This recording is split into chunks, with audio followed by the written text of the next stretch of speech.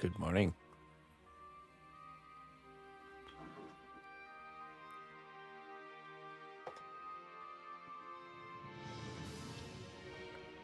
It is indeed morning already.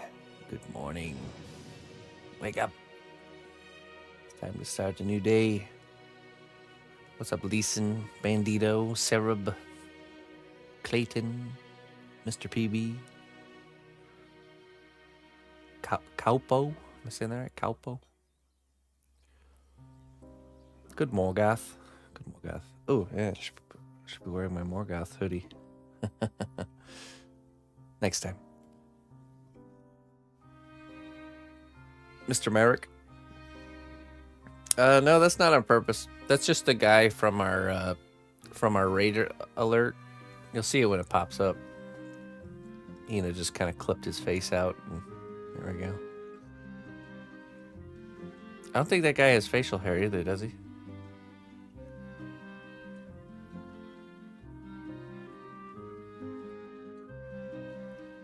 I'm not sure.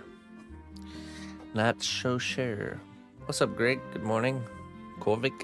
Hello, hello. Good Morgoth. We're gonna be working on Morgoth today. I think we'll start with the hammer, finishing up the last step we had done on that, and get that in the oven, and then we'll switch back to working on the base, which is baked and ready for its next section of skulls. Oh, not skulls, stones. Yeah. But first,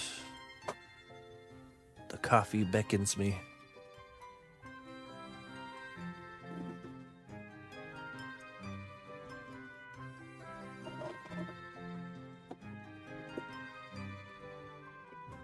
Give shit.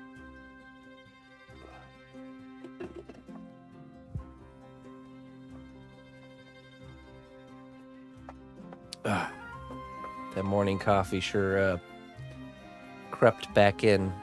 I'm gonna have to tomorrow or next week is reset week back to no morning coffee, just morning tea. That's how those things work. English breakfast. Chai tea this morning. Oh, nice. I would like to get chai tea or just like a good chai tea spice. Just the spices though, none of the like sweeteners and stuff.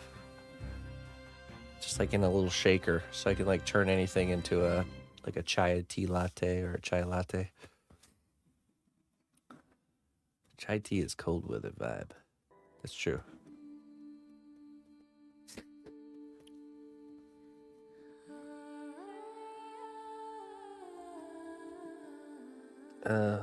Why didn't that pop up? Oh, because I don't have it open. 1 second, fixie. By the way, Kaupo subscribed before the stream started with a Prime sub, so thank you very much, Kaupo. Let's get you a Prime sub pop up here. Listen closely, traveler, to what I say. Twitch Prime does not even cost a dime. You're getting your wisdom, my friend. Don't you worry. Well done, brave hero. There we go. Your labor has borne fruit. Enjoy these goods as a reward for your dedication. I wonder if he's a special occasion kind of wizard. That one. He seems to be more noble.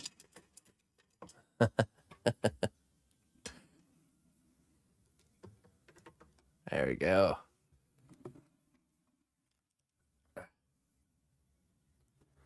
So you got 2 more months to decide if you want to be stuck here for forever or not. Just so you know. Fair warning. Spell. Oh my goodness. Hold on. I think my computer must have reset in the night. Let's see. Let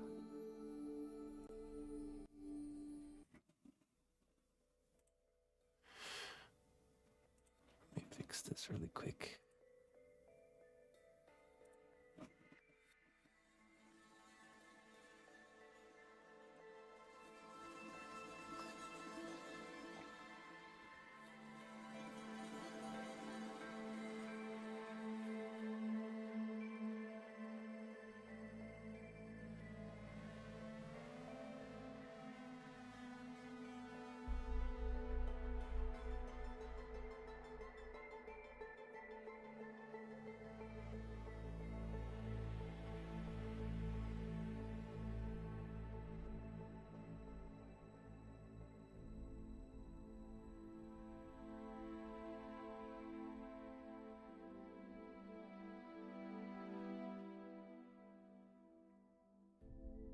Oh, we also have the painting filter on.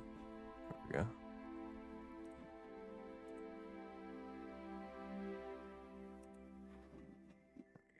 we go. All right.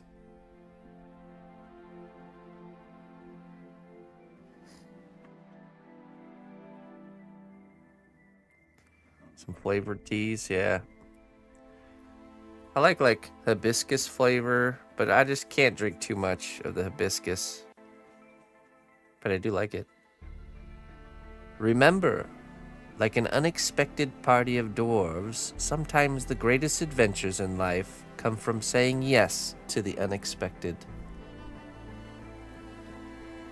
Isn't that the truth? Saying yes to the unexpected. There we go.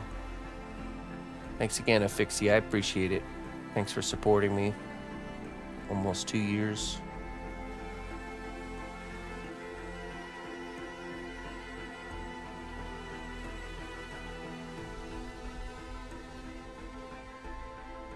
Algonquin. I'm not sure. I feel like that's near Chicago. So probably within the 2 to 3 hour bubble. I've heard the name before, but I think it's over towards Chicago. More inland into the Illinois side.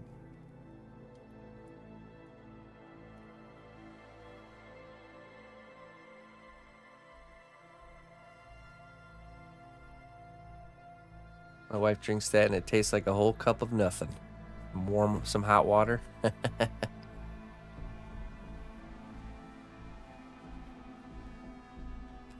Yeah, they don't have one over here. There are some new stores opening up. I could see there possibly being one in the same area. That would be cool. I've always heard of that store, but yeah, we just don't have one that's close. Let's see. Algonquin. What a town name. Yeah, it's like almost a 3 hour car ride. So I won't be going there.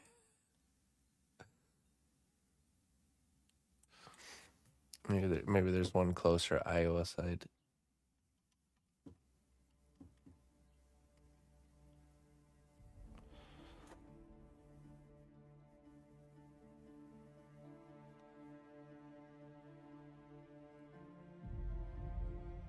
Iowa City's probably the closest one. That's closer.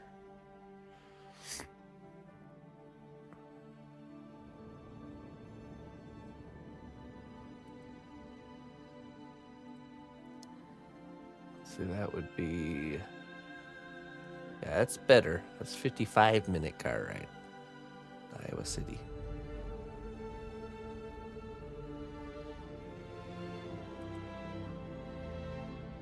Yeah, she lives over there, but we haven't gone over there for a bit.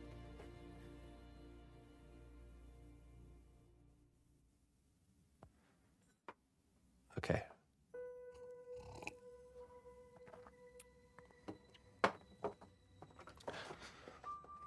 Three hours travel time is like, it gets much harder to go somewhere frequently when it's 3 hours away. That's for sure.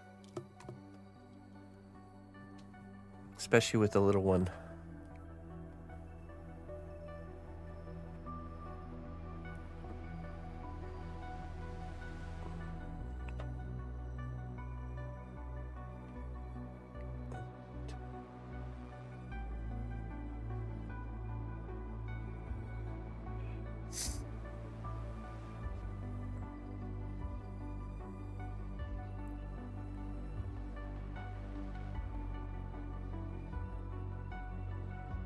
You know, let me fix that up. Dang green screen. One of these days I'll permanently fix this.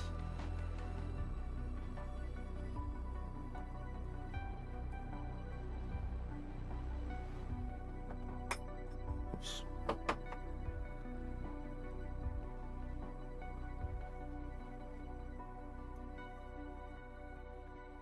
Let's actually transfer you.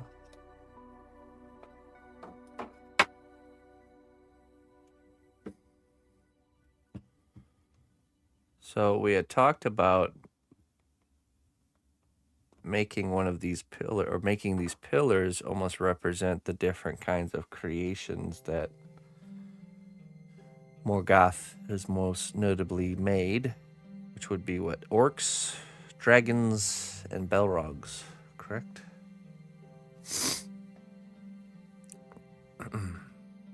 Almost like you know how when you can see a face in smoke kind of effect, where it's not you know, like super high detailed, but you can see the shapes of the face.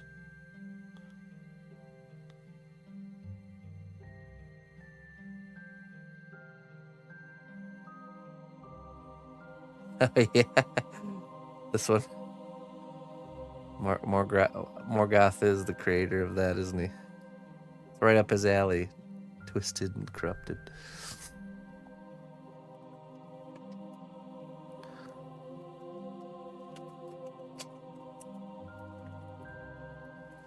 Hail, noble ally.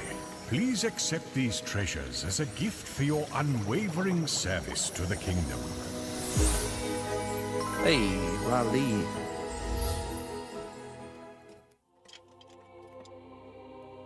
Oi. Hey, thank you so much, Lali, for the 56 or 60 months. Sorry, 60 months. Appreciate that.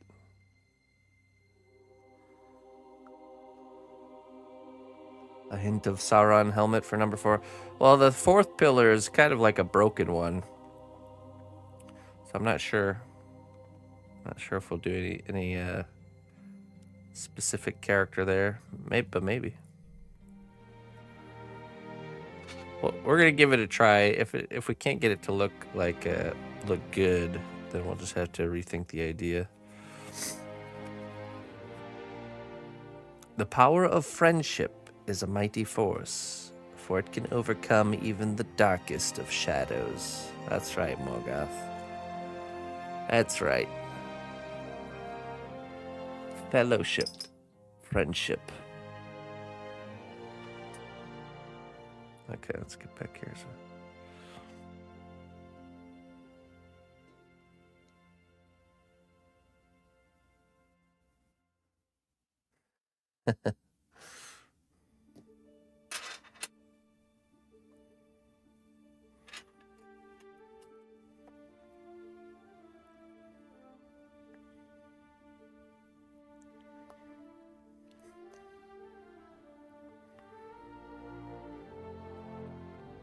Wonder if we should make these angular spikes here.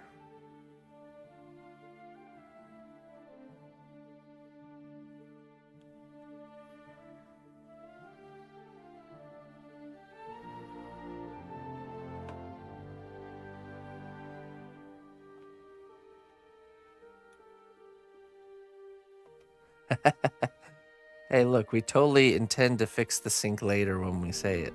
Just doesn't work out that way.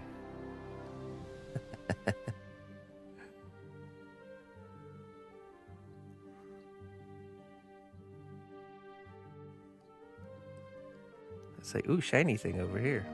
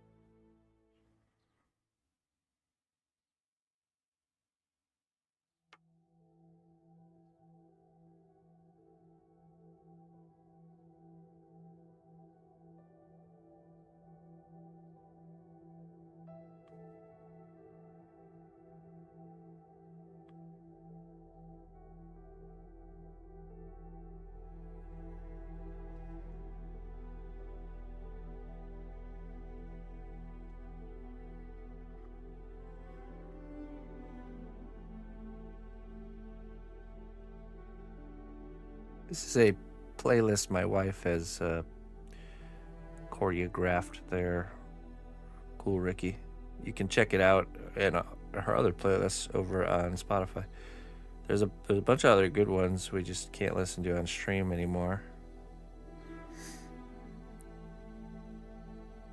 Good stuff.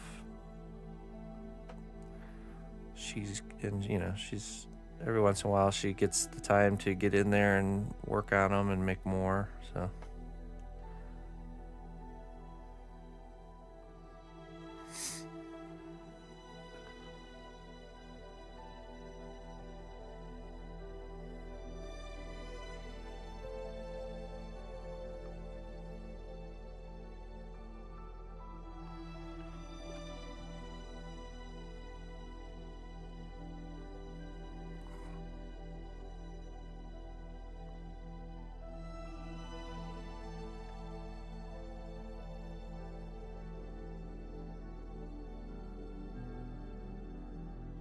The industrial polka is my favorite.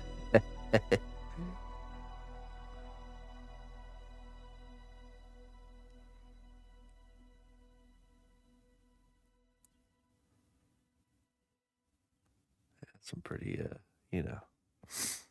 out there stuff.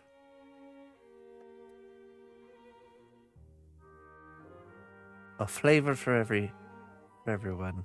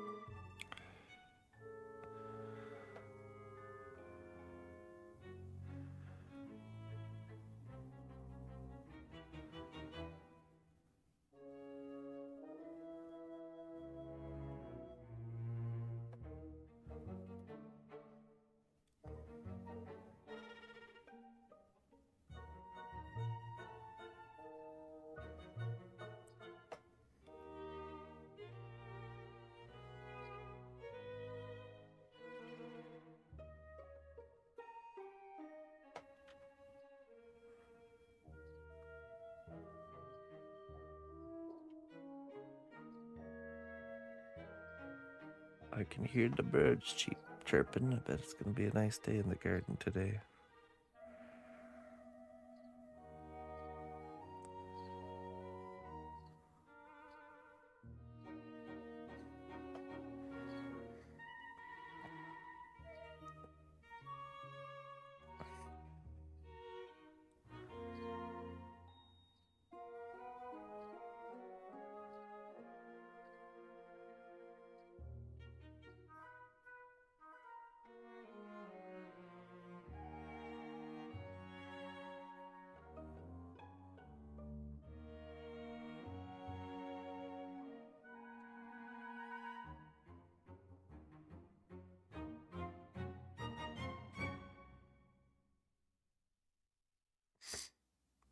Hello, Jerry. How you doing?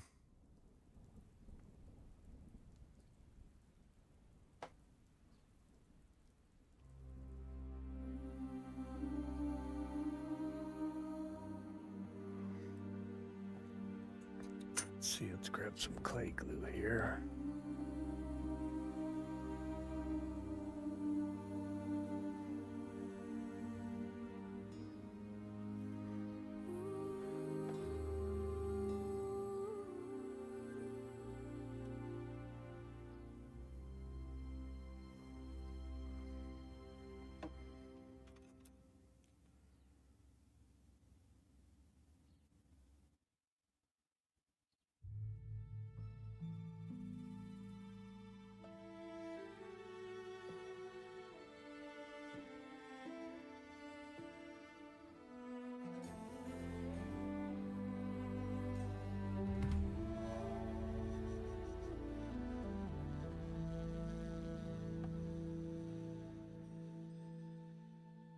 It's early and I'm chilling.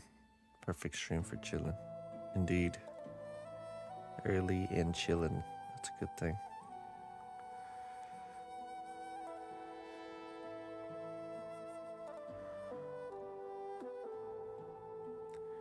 dawn of a new day. What mysteries it will hold.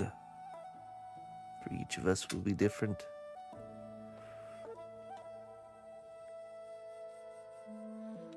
Some of us the same.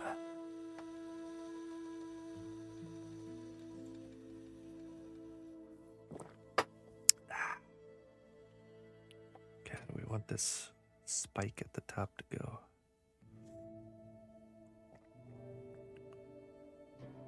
Angular as well.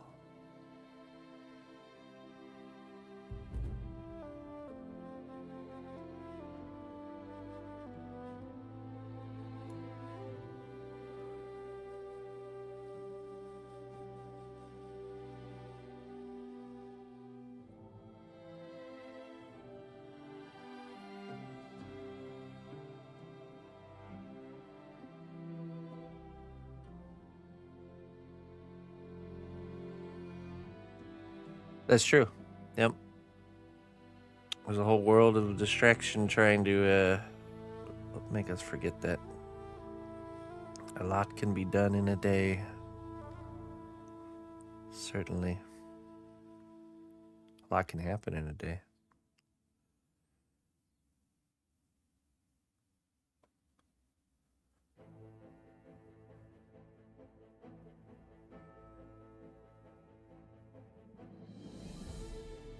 Listen closely, traveler, to what I say.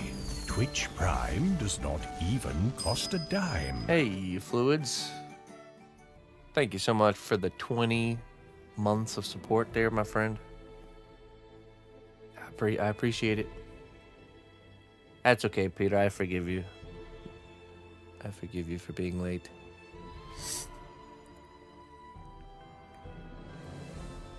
Your robot tool will be here today. The 2 spatulas. Okay. You already had the circle cutters, I imagine.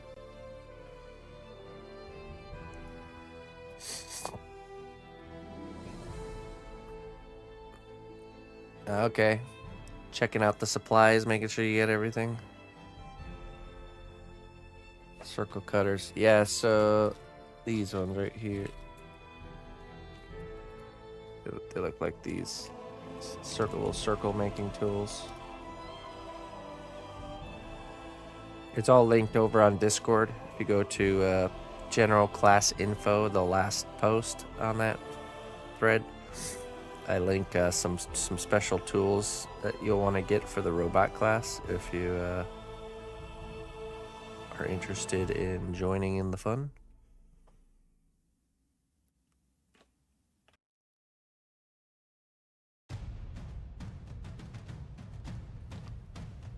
Not the set, but you do have several.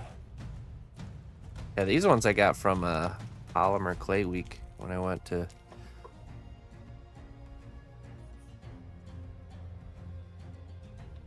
excuse me. Sneeze. I swear, man, there's a direct link to a morning sneeze and a cup of coffee.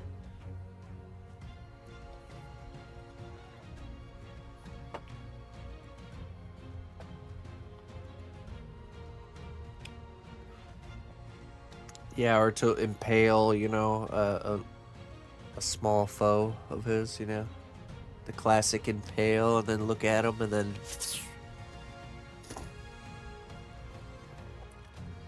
Must have a impaling spike.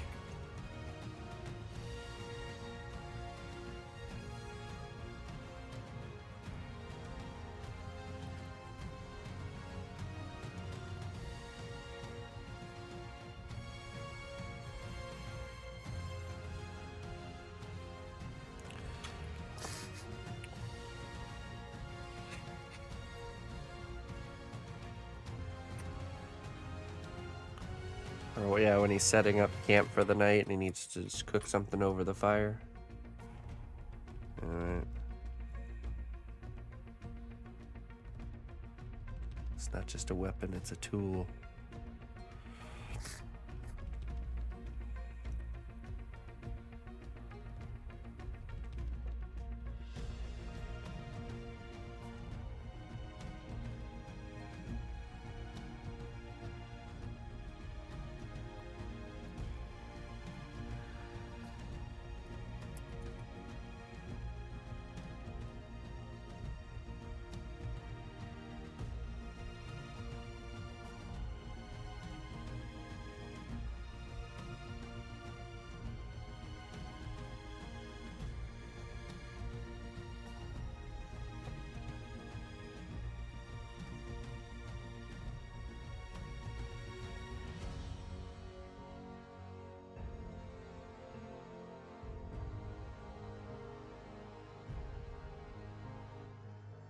Leave the hammer detachable so Jones can walk around and be like the judge, you know, in the household. Case dismissed every time somebody brings something up. Custom gavels, there we go. Why does everybody always have those plain wooden ones when they can have a cnotbusch sculpture gavel? Oh, it does have some meat tenderizing qualities. For sure.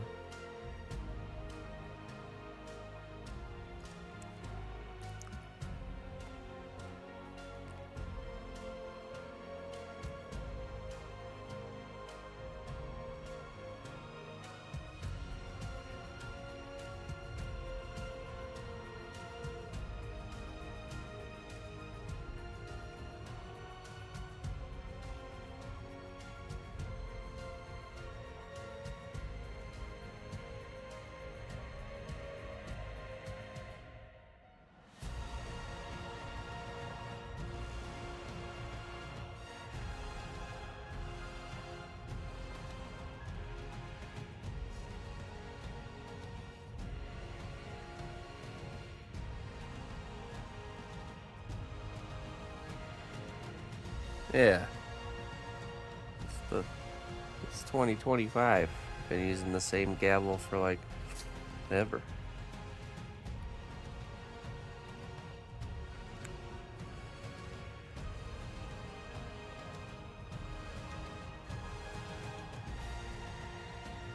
Now I want to look up the history of gavels.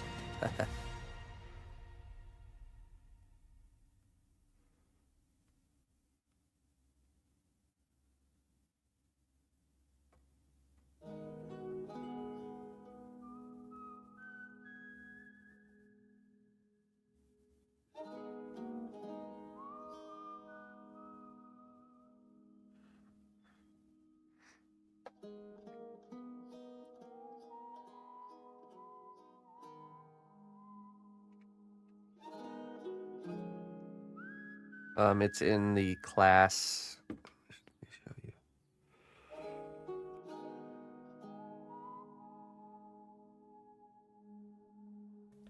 I need to get a tissue after this one. Let me pull it up. It's here.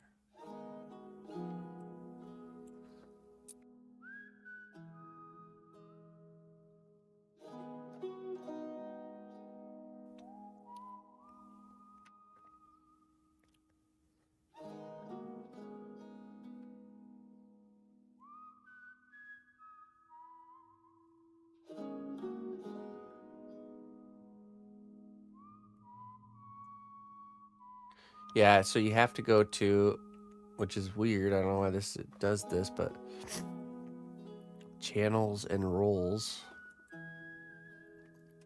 Browse channels, and then you'll see the cnotbusch school channels. Just make sure those are all clicked over here where it says view.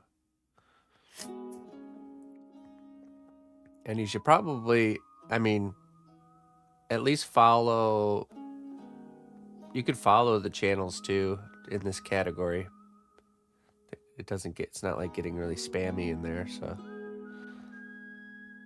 But then you see general class info. And then there's the tools with some Amazon links. You don't have to get exactly, it's just an example really, but you can just buy those ones. I already checked them all out. Or you can search for your own, but you know, just make sure it's the same kind of deal. You know. Here's the little circle cutter thingies. Most of you will probably already have these ball styluses. I just need to make sure that you, those are really important, I think, for especially doing metal. So.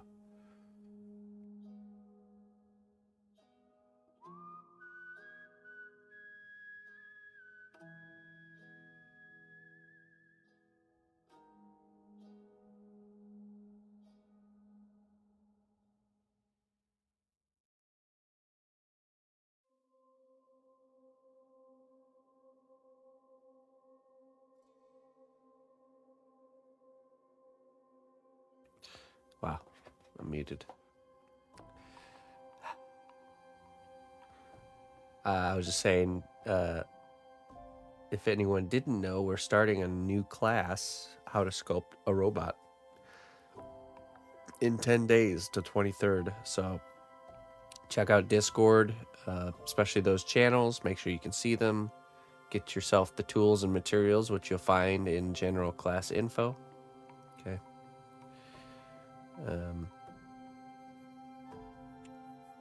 Yeah.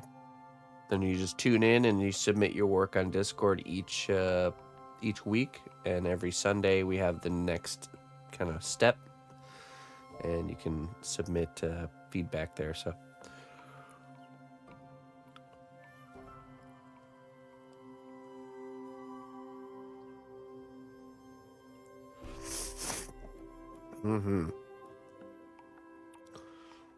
now I'm wondering if we should.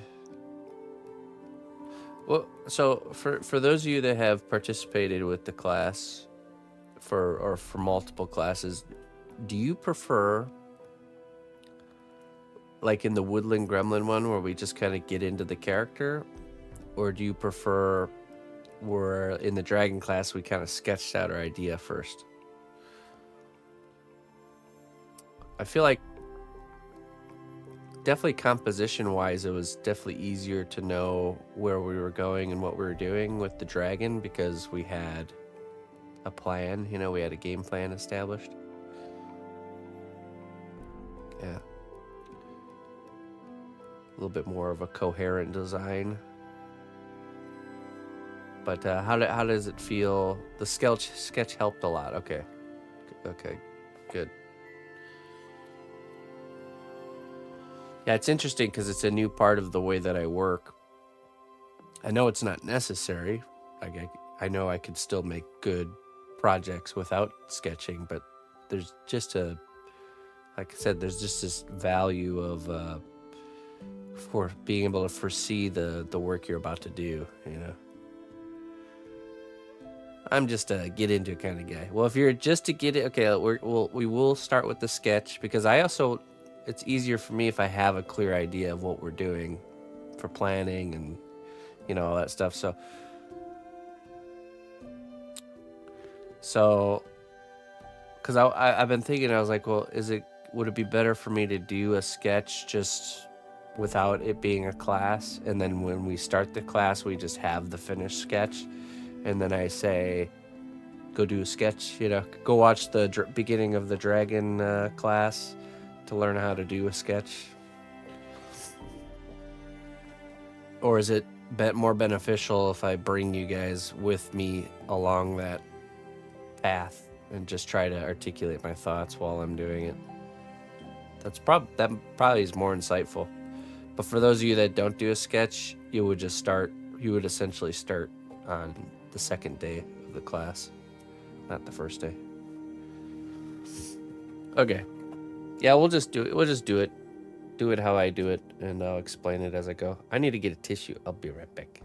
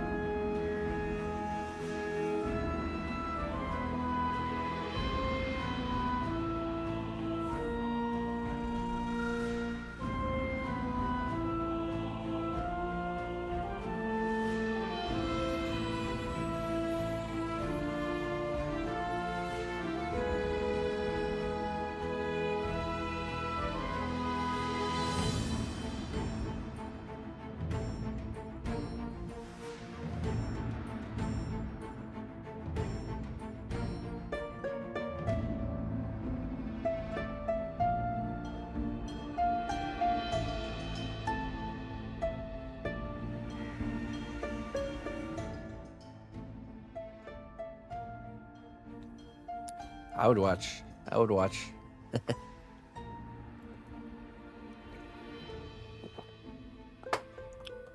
Hey, I think if we can grow a sculpting community here, it would be a good thing. I mean, there are a few streaming sculptors, but compared to other art forms and categories, there's really not a lot at all. Getting people more interested and into sculpting can only benefit the whole, for sure.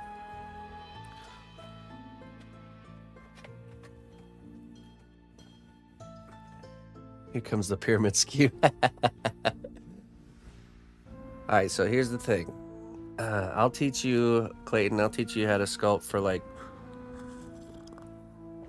sculpt and stream for like a couple $1,000, and then you go, and everyone that you teach for a couple $1,000, you give me like 10% of, okay? And then you just teach them to do the same. And then you know, they give you 10%, you give me 10% of that 10%. There we go.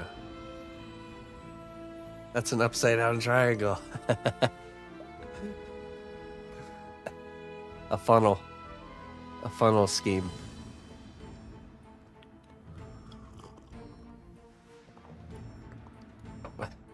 So it's me at the bottom of the funnel, and then I need 2 people. Let's do 18 Vix and Clayton, okay? And then they each need 2 people, and then we're creating a funnel. It all trickles down. All right, get to work.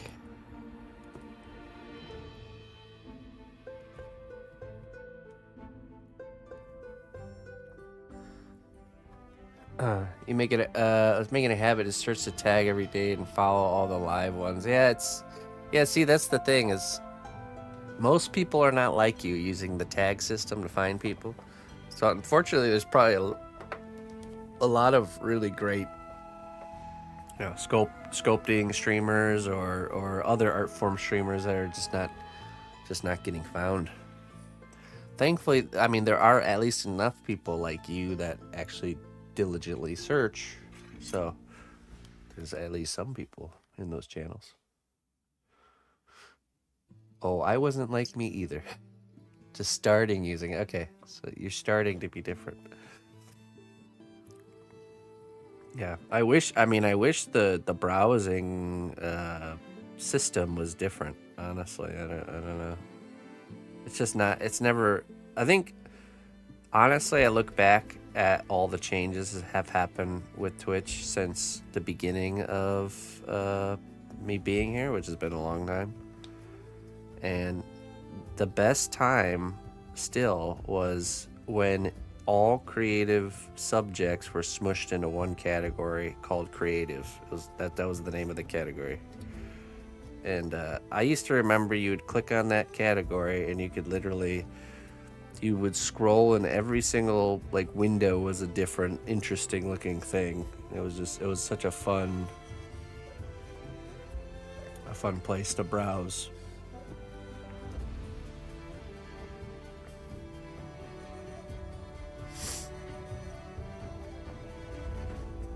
Yeah. Well, here's the thing, okay? And this is just the nature of the internet, okay? This is the problem with when you create too many different categories or side categories, or with every click you add, you like lose half the people. And I'm not exaggerating. Let's say to go and watch art. I get this idea. I want to go check out some creative stuff. Most people will only do one click and then find something, okay?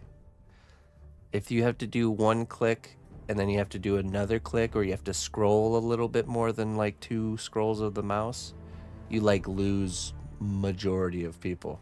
It's just the way it is. So that's why it seems like it's more beneficial to have just like a bunch of small categories all like separated out. But it's really not. Yeah.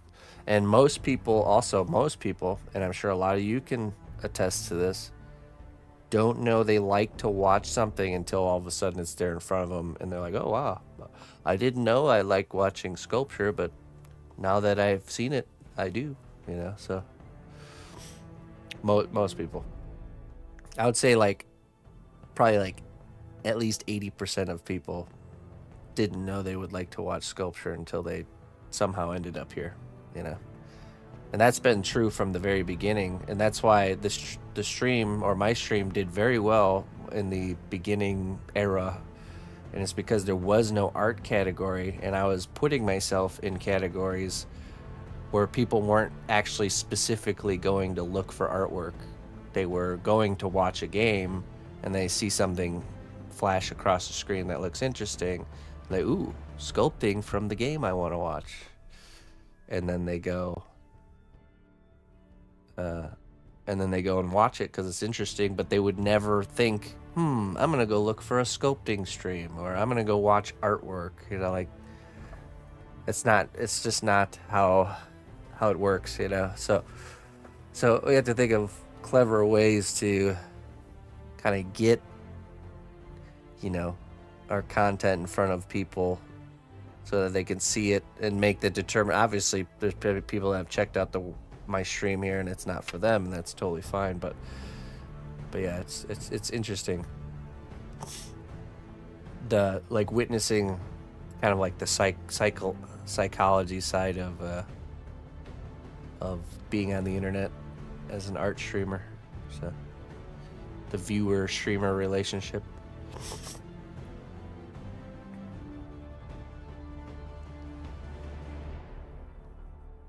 Some of them would probably even start sculpting because of that. Yeah, totally. Yeah. Especially when you get this crazy guy saying, come join my free class, and I promise you'll make something you can be happy about.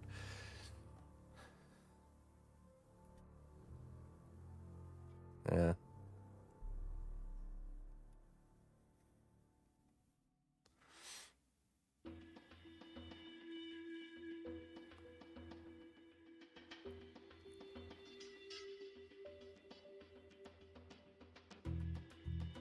Right. It's the interaction. Yeah, totally. And that's been the way from the beginning. Yeah. I'm sure you guys, I don't understand. This is something I can't grasp. And it's just because I'm different and we all think differently. But you ever gone into one of those streams where there's, like, just an insane amount of people and there's just so much chat going on? It's like, I never feel compelled to, like, type something into that chat. I don't know. It's like gone in 0.2 seconds. Nobody sees it. It's like almost like wasted effort, you know. I can't understand that. Like, why are all these people typing? Nobody's reading it.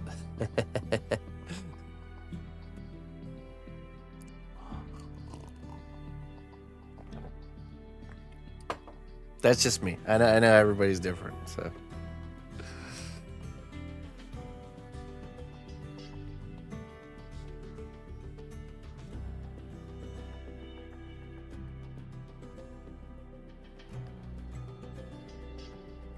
Like peeing in the ocean. Yeah, right. Perfect, Clayton.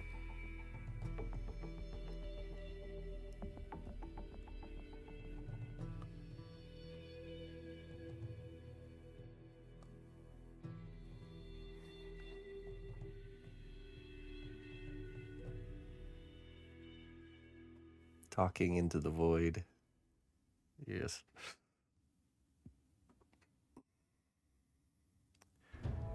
But I think art communities will always be not. It doesn't have. They don't have to be small, but they'll never be big like that. I don't think. I really don't think so.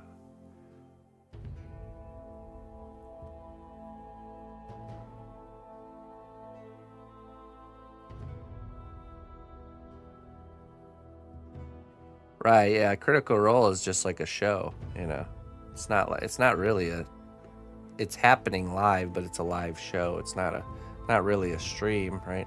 With interaction, with chat interaction. I could imagine if they did some sort of, like, viewer engagement side of the, like, where maybe like a voting system would determine outcomes of certain things.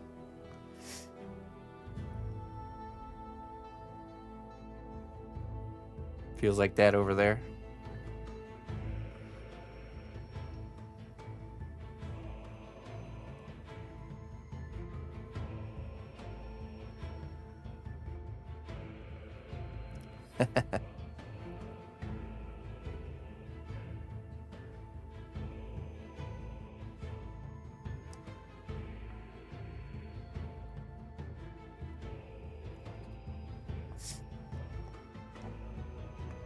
Wait, someone's honking outside?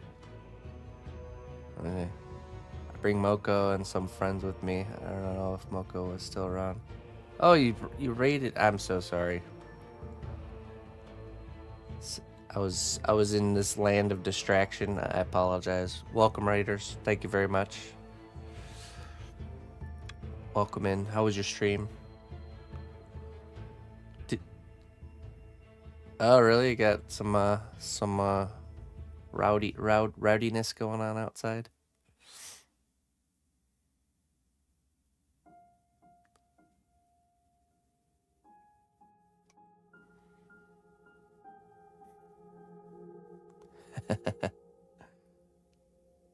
Speaking of that, Jones, have you seen there's this YouTube channel that'll read like crazy things people have said on Reddit, specifically like telling about something crazy that had happened, and they just need somewhere to get it off their chest.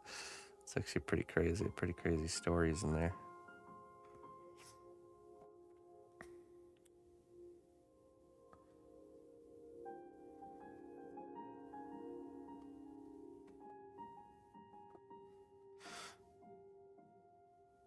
Okay, what were you streaming there, or what do you stream there, Seika?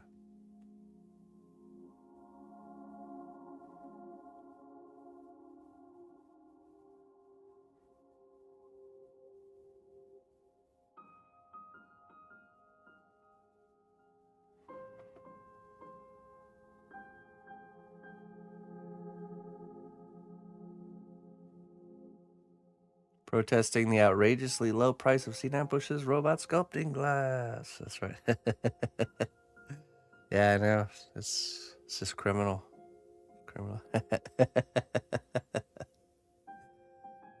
At least the world is onto some good subjects.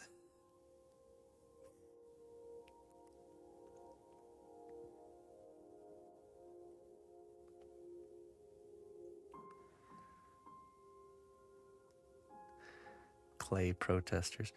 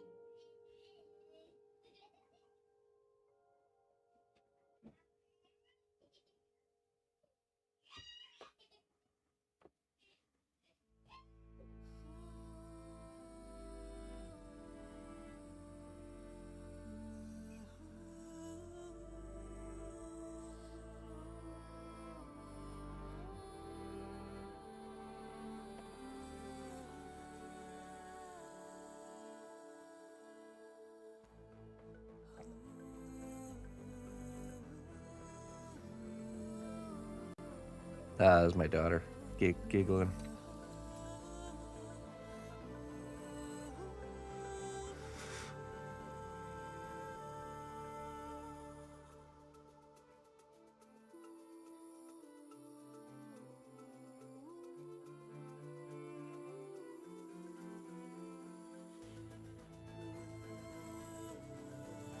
Oh, I believe him.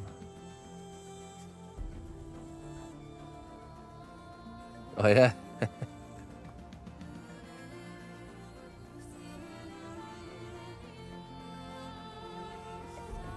You're drawing more chibi arts. Okay, there we go. The art of chibi really is an art form within itself.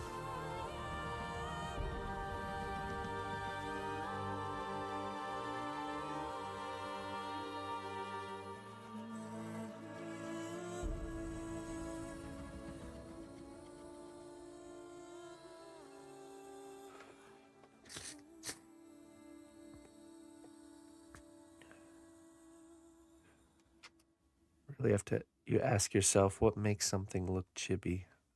Start really pinpointing the qualities, you know.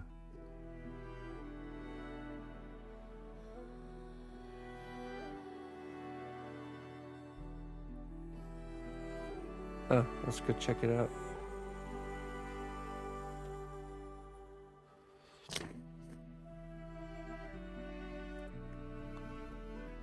I actually need to catch up on Creative Corner.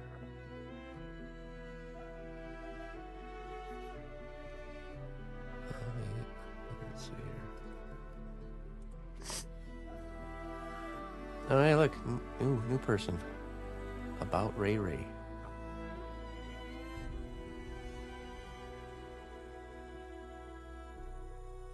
Hey, that's looking good. Love the colors. You know, it's always the Warcraft-esque styles in games, or just styles in the games has always really inspired me. It's kind of the beginnings for me as well, so it's looking really good. Do a little wave emoji.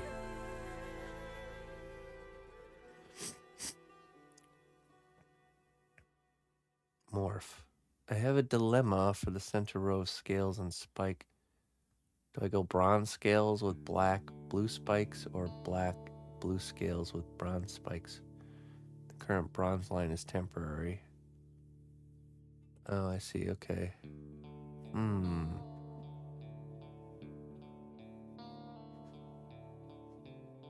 Well, if you keep these bronze, then these ones should be blue. Blue and black.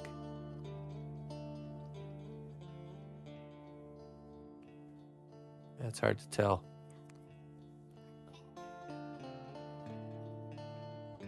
Could also see just making this whole area blue. And then the spikes, the gold color. Because, I mean, it is a little bit distracting.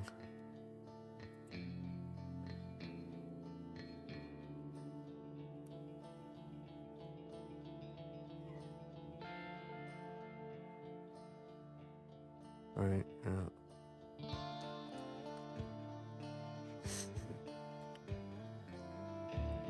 Oh, hey, look at this. Wait, is this a...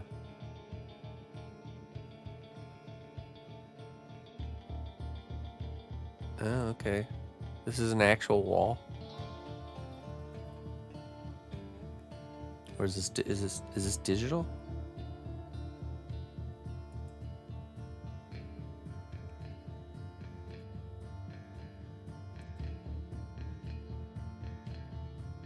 Or is this actually... No, it's a digital... Oh, okay. I was gonna say, I was like, is that a real wall that you, like, made look digital? Okay, alright. Good.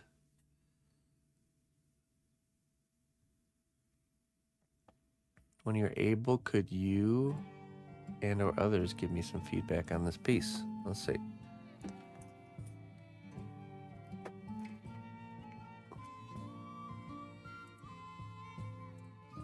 Got it here. Well, I like the movement of all the cloth stuff.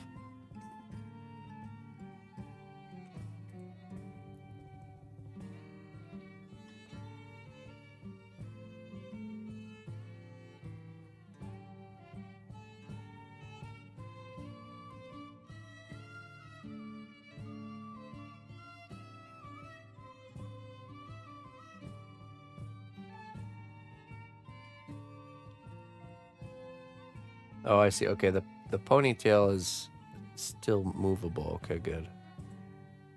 I think it looks great. We just want to sync up the ponytail movement with the belt pieces and him running. Because what you don't want is these ones like really flowing in the wind like he's moving fast, and then his hair standing up or like in more of a relaxed position. It's those small things that sell the movement. Yeah, the anatomy looks good. The cloth and the details look really good. Yeah, face looks nice. Head is in proportion. Ooh, looks like we're about to do the hands. That's the real fun.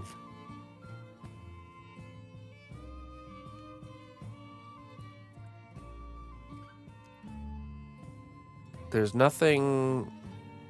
really nothing too major to really mention as far as like constructive criticisms. It's just small things, you know. The feet look really good. The proportions are really good, and that's what's really important, I think. Proportion, anatomy, there's nothing weird with the anatomy that I can see. If I had to say anything, it would be but even then it's a little bit hard to see the face. It's a little bit hard to see the face, and I know you're also going for a little bit more of kind of like an anime style, so at least it seems that way. So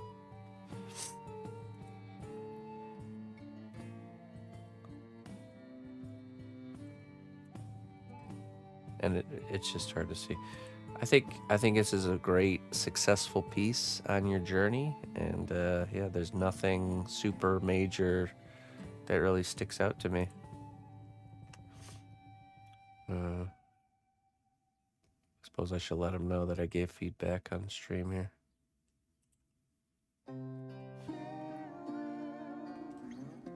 Checked on stream and gave feedback 1 hour, 10 minutes into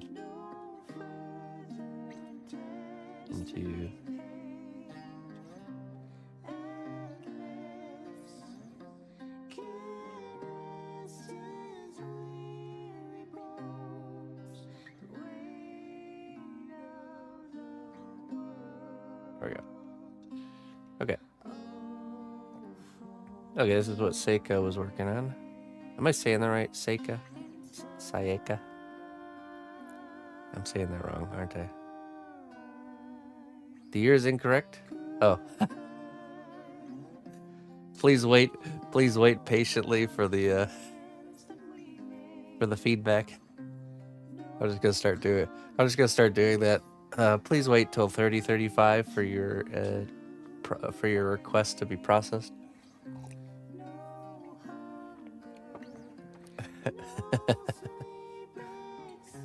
It was the string of threes. All right. Yeah, it's looking good. It looks like you've just begun, or so this looks more refined. I'm guessing you were working on this, and this area here and here looks more like roughed in. So geologically, there's no time at all. True. Very true.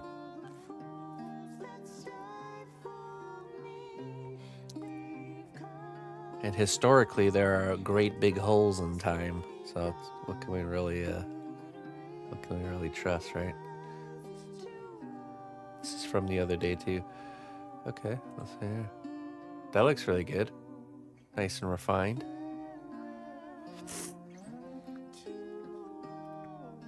Yeah, very nice. I'd almost like to see a stronger light coming from this side, though. That's the first thing that jumps out to me. Will we get this kind of light on dark? But, it's a piece that's already working. It's just a small thing I noticed.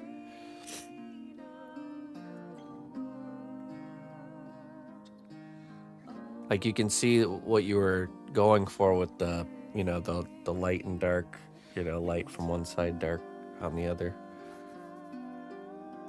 I would push that a little bit more. I would take it to the next level. But it works as is too, so every project has a purpose.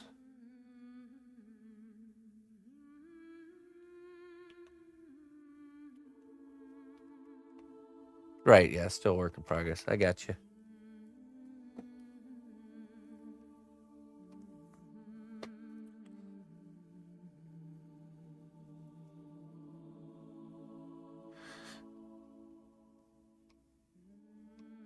Close enough. Yeah, nice work. Thanks for sharing.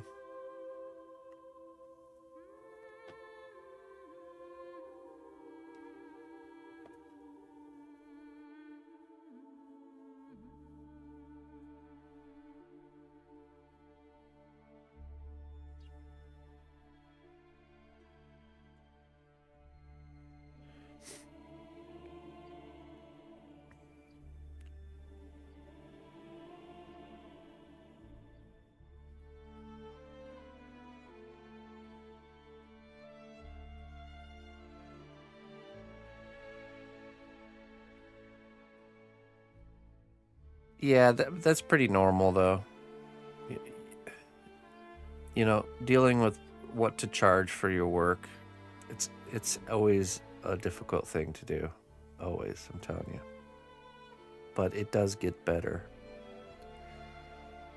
I say at the beginning, don't worry about the money so much. Worry about the skill growth, you know. Your business side of your brain will develop as you go just as much as the artist side, you know.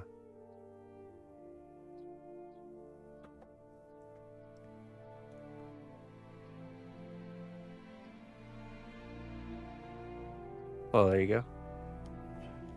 I used to think about my earlier commission work as just me being paid to practice, essentially.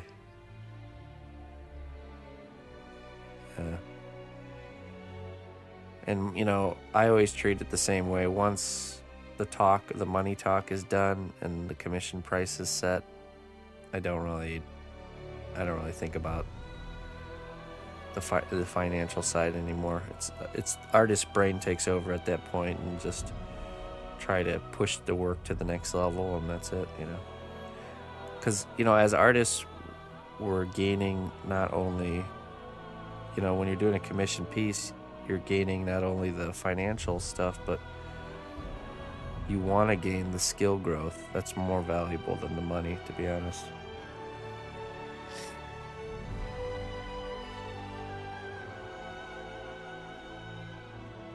I ended up wanting to keep all my pieces, so the going rate is $1 million. Raises his pinky to the corner of his mouth and laughs. Well, it's okay. There's this there's a big difference between a project you decide you want to make and a project that you get commissioned to make, you know. There is more of an attachment, I think. Now, I've always been okay with selling my work, even my own personal projects, but when someone commissions you to make something, it's like you've accepted a quest from a quest giver in a game, you know. You enjoy doing the quest, but ultimately you know from the beginning that the point is to turn it in, you know, when it's done. So if you were to take on a commission, I'm sure you'll feel different about it there, Farrell.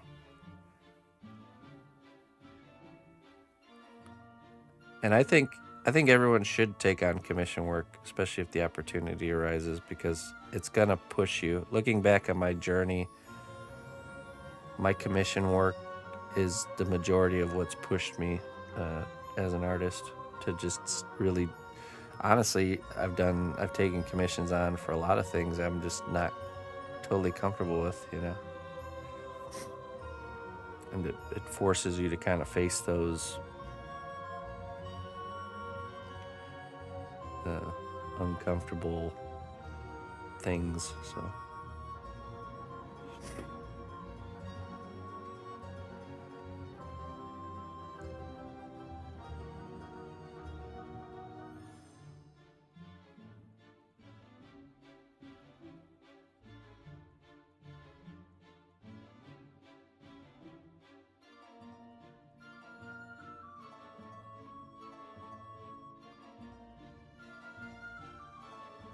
Not dark enough with your shadows. There you go. That's good, you know, to realize those things, and then you just kind of put a little mental note there, and you'll see next time you're working on something that has a shadow, you remember those, and you're like, let's push this further. Let's try and push this aspect a little bit further than I've gone before.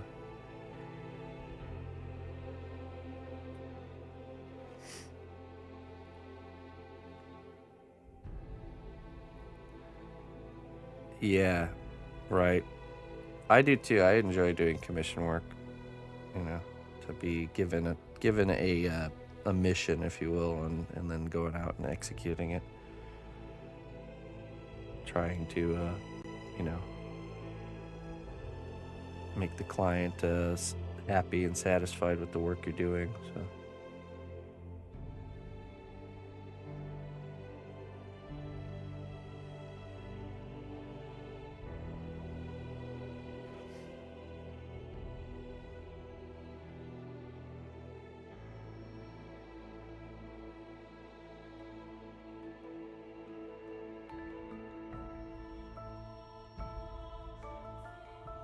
Try to do quick plays with contrast and brightness filters to see what helps.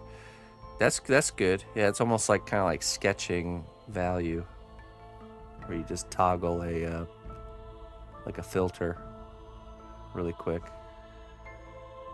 and then like stepping back, looking. You know, I think the best way to really see your work isn't when it's big, but actually when it's small, icon size. So when you know, you want to see, does the piece grab people's attention? You can tell right away when it's in the icon size.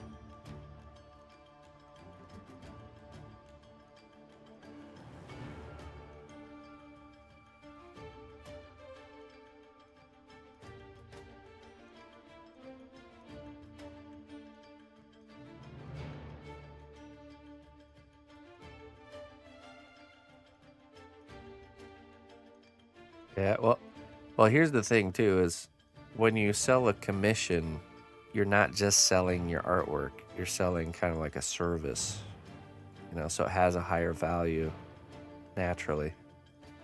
When somebody can tell you what they want made, it's always going to have a higher value than you making something and then trying to find somebody who wants it, you know.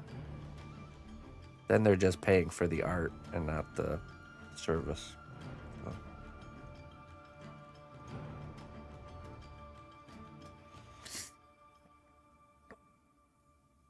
Yeah, a little bit of the, you know, playing off of that kind of twisted nature that we're going for with the bass.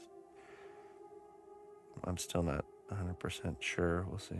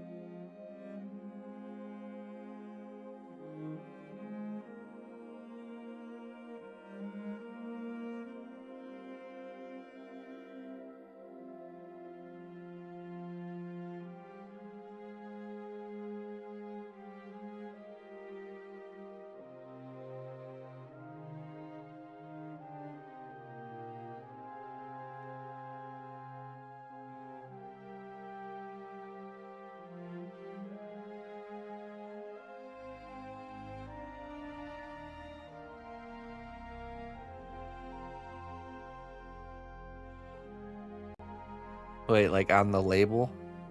Oh, I never thought of that. Yeah, they're totally gonna start doing label making that way.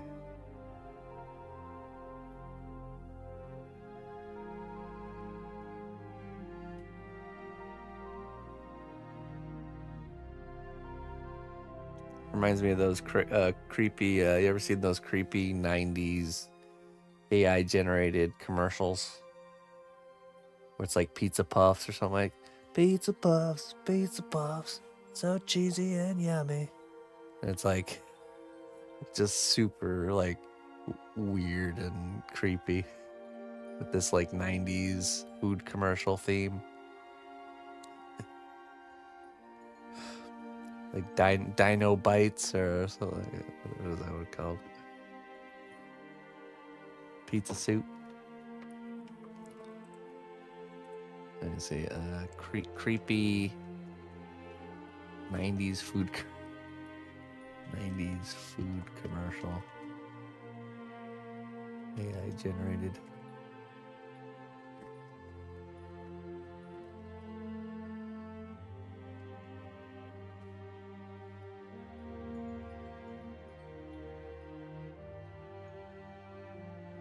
Burger Blast.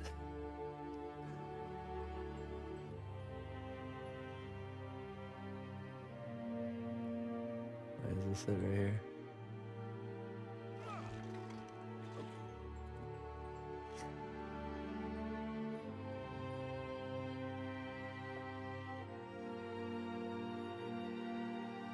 This is the third AI commercial I've seen that ends with human civilizations in ruin.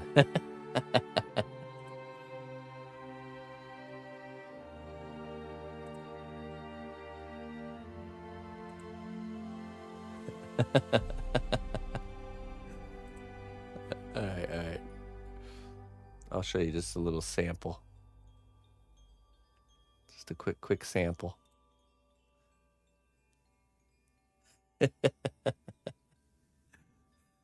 Wait till you see the food. Oh yeah, delicious.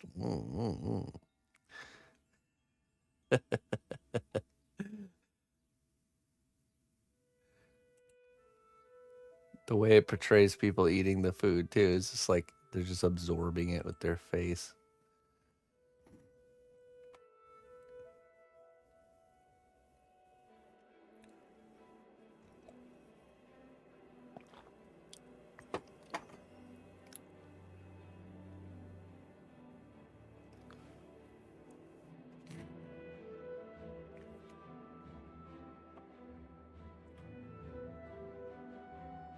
That was, what was that? I just typed in creepy 90s AI generated food commercials. You should get it to pop up. There's a bunch of them. They're really just weird. And yeah, it's funny, but they totally gets off topic by the end of the commercial. Into world-ending type themes.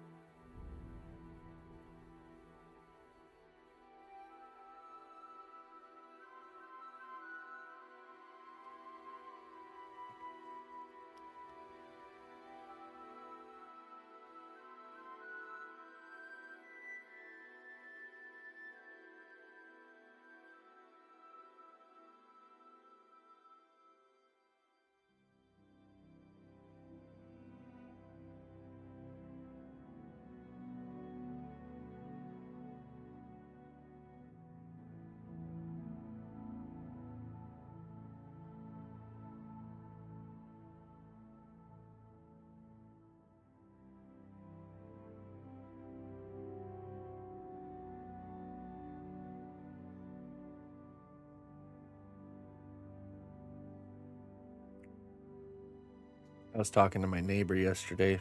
He's an old school guy, you know, like just not really aware, knowing what's going on with, you know, AI and computers. And his grandson, who he takes care of, is in school. I want to say he's like 10 years old or something like that. And was telling me one of the assignments was to talk about how useful AI can be or something like that. I was like, oh, man, is that what they're... He had to write like a little paragraph or an essay about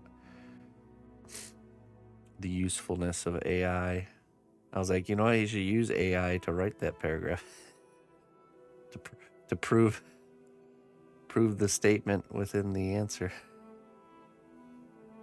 And he's like, oh, I don't. It's like, I think most people don't realize how easy it is and available.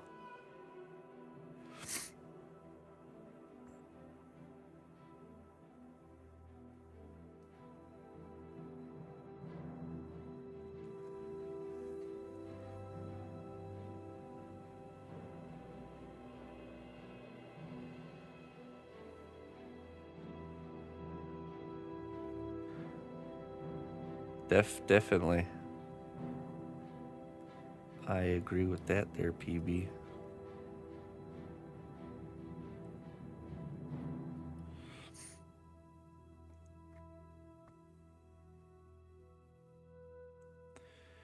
Very wary of such magics. Very wary of it.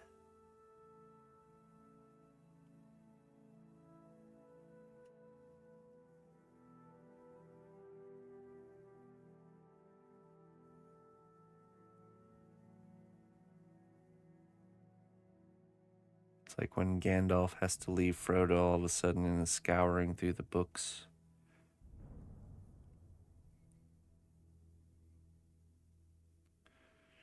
By the time he discovers what the ring is, it's too late.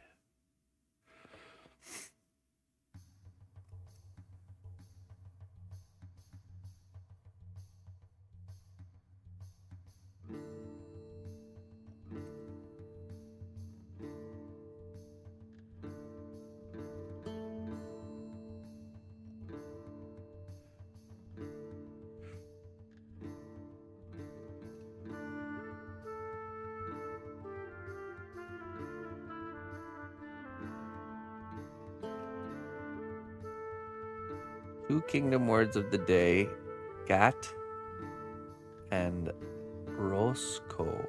Roscoe? A gun, especially a pistol or revolver. He stuck the muzzle of the gat in the face of one who pulled his Roscoe on him in return. Okay. Gat and Roscoe. I've heard gat used. Not Roscoe though. Interesting.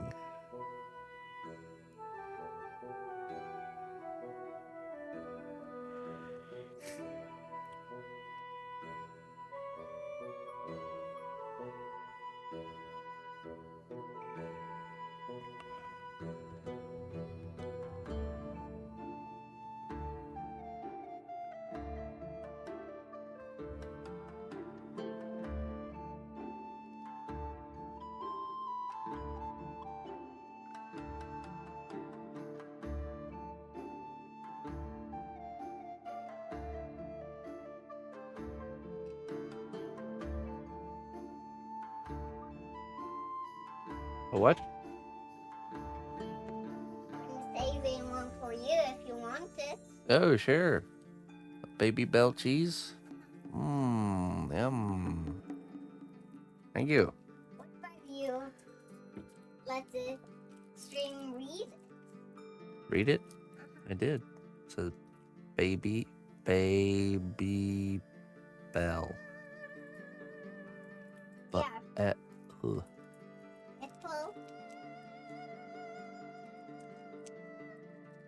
Bye-bye. All right. Bye-bye. Thank you.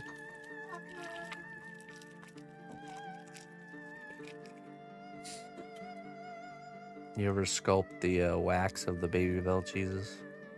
I've done that. I've been known to do that from time to time. Yum. You just eat it, the wax? Nice.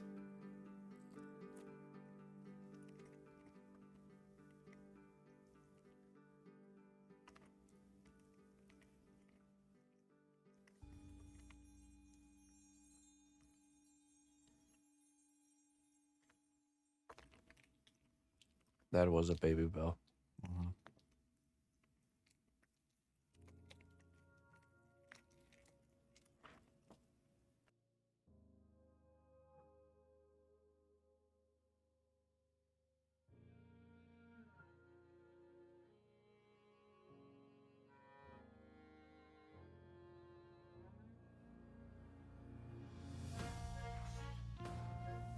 All right. A fine cheese.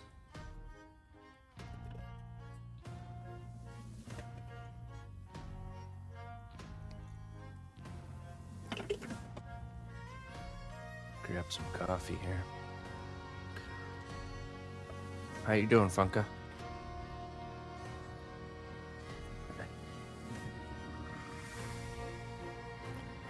Are baby bells high dollar items? How much is a pack? Like $5?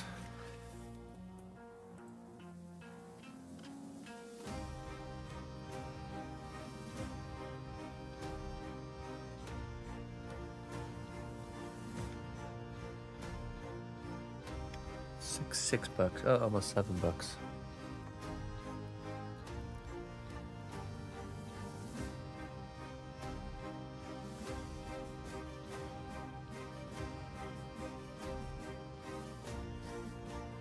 Well, that's definitely gone up.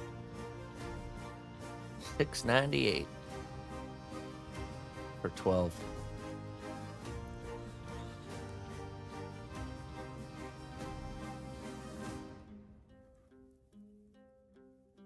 So is that 50 cents? 50 cents a cheese. I just ate 50 cents. That's all right. It's worth it.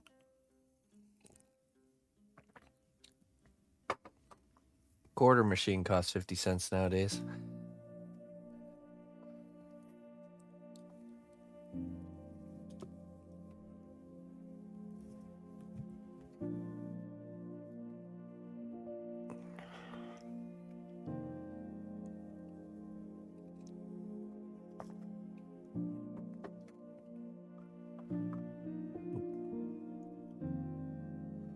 $1.50 per cheese in Canada right now. Oh, geez. Yeah, I wouldn't be doing that.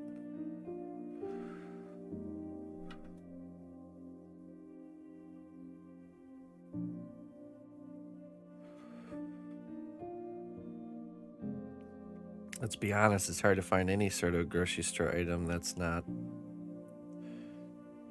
that amount, other than like a pack of pasta.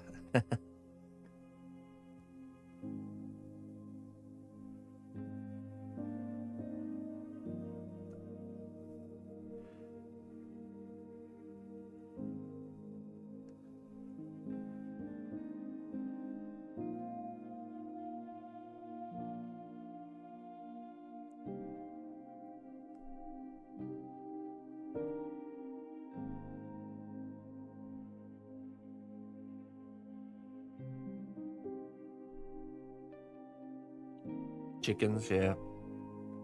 Yeah, but if you're not growing feed, then you need to pay for feed.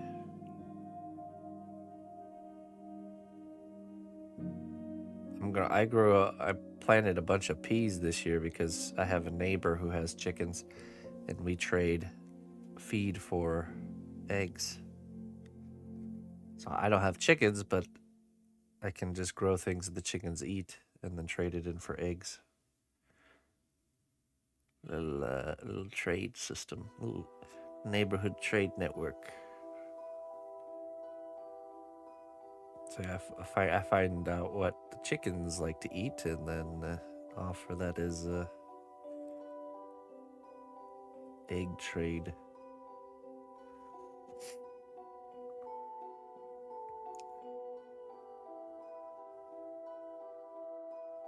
Oh yeah. Basement cows.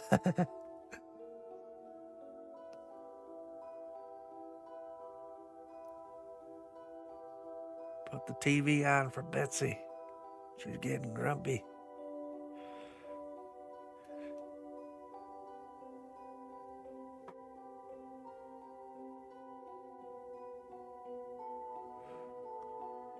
Well, there's something to be said about the stored value of a cow.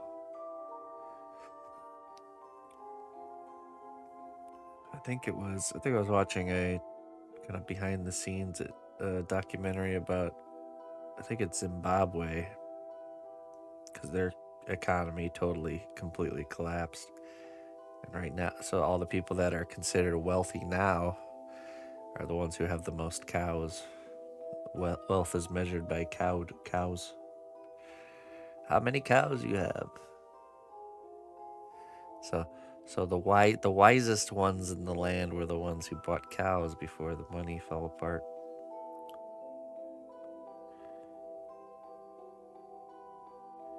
Because the value of the cow will be the same value no matter what the world's doing. Moving on up. That's right.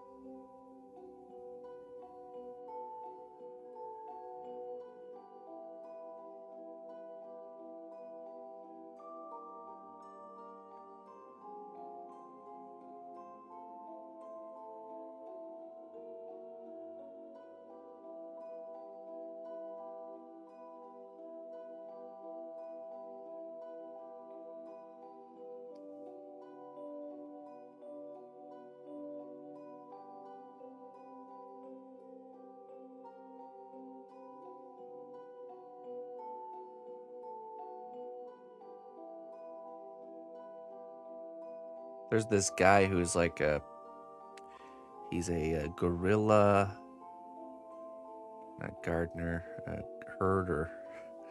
Like a small herd of sheep and goats. And he has like this little encampment, like cart that has everything, all his possessions on this little cart. And it's even pulled by his herd of sheep and goats.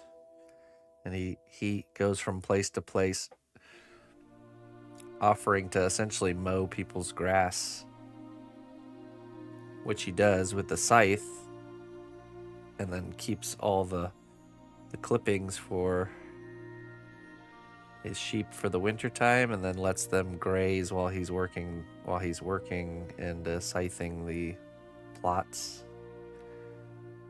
And then he lives off of the cheese and does trading for his other resources.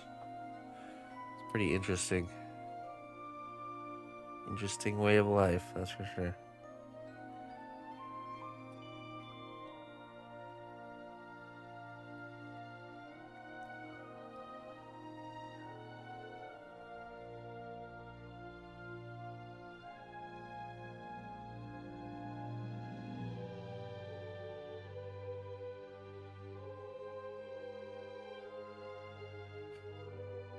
Ooh. Got any I have those sound canceling earmuffs I could put on when I'm like working on with power tools. You wouldn't happen to have a pair of those, would you?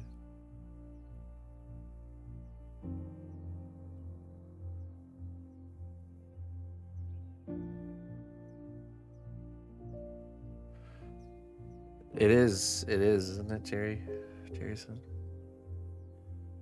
Literally every single one of us.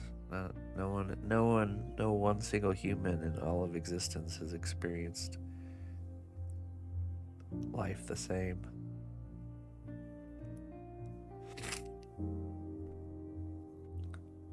Because even if the circumstances around us are the same, we all have a unique perspective in mind. The way we absorb the world around us is different.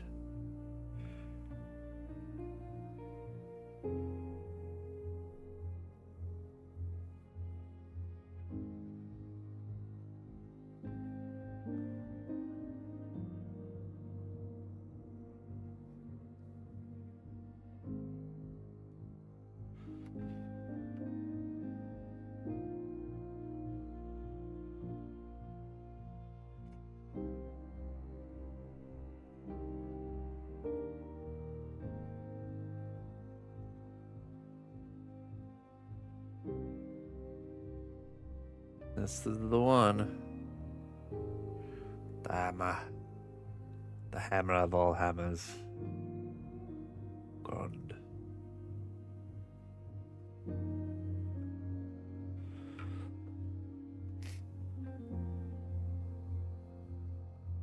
I'm pretty happy with the design so far.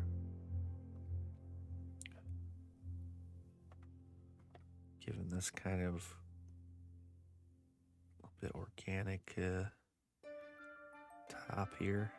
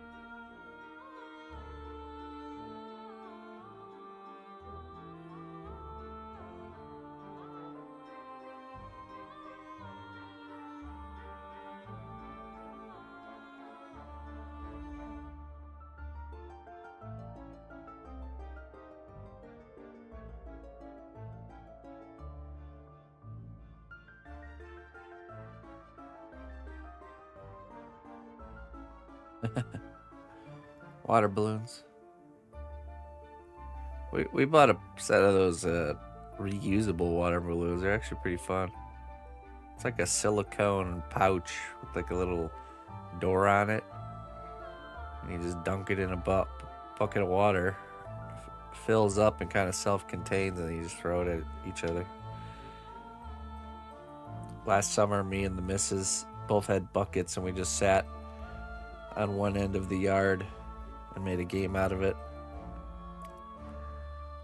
You had to sit down, and you couldn't move from the seat, and you could dodge, but you couldn't move from the seat. And we're just sitting there throwing them at each other with Emma running around in between us.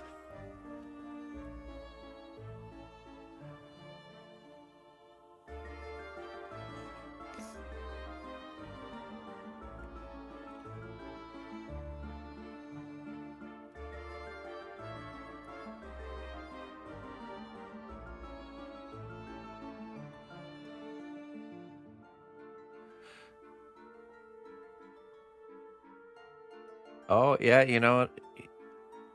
No, it's good topic to talk about. That's a reality, man.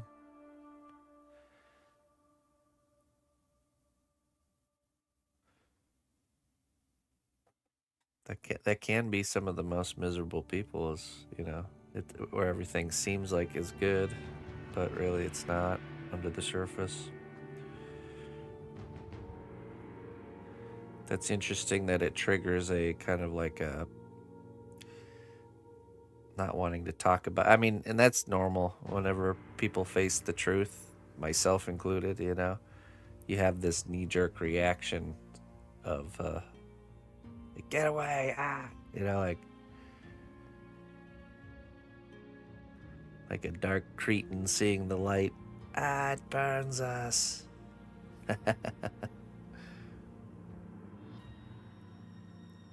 Usually that's how you know when you're onto something.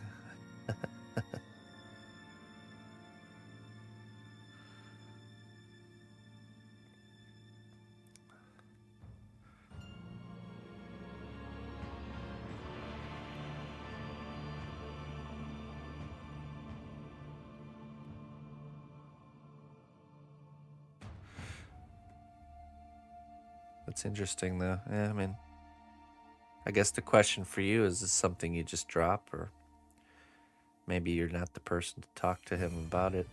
Maybe you are, and you know, just have to kind of endure the that knee-jerk reaction.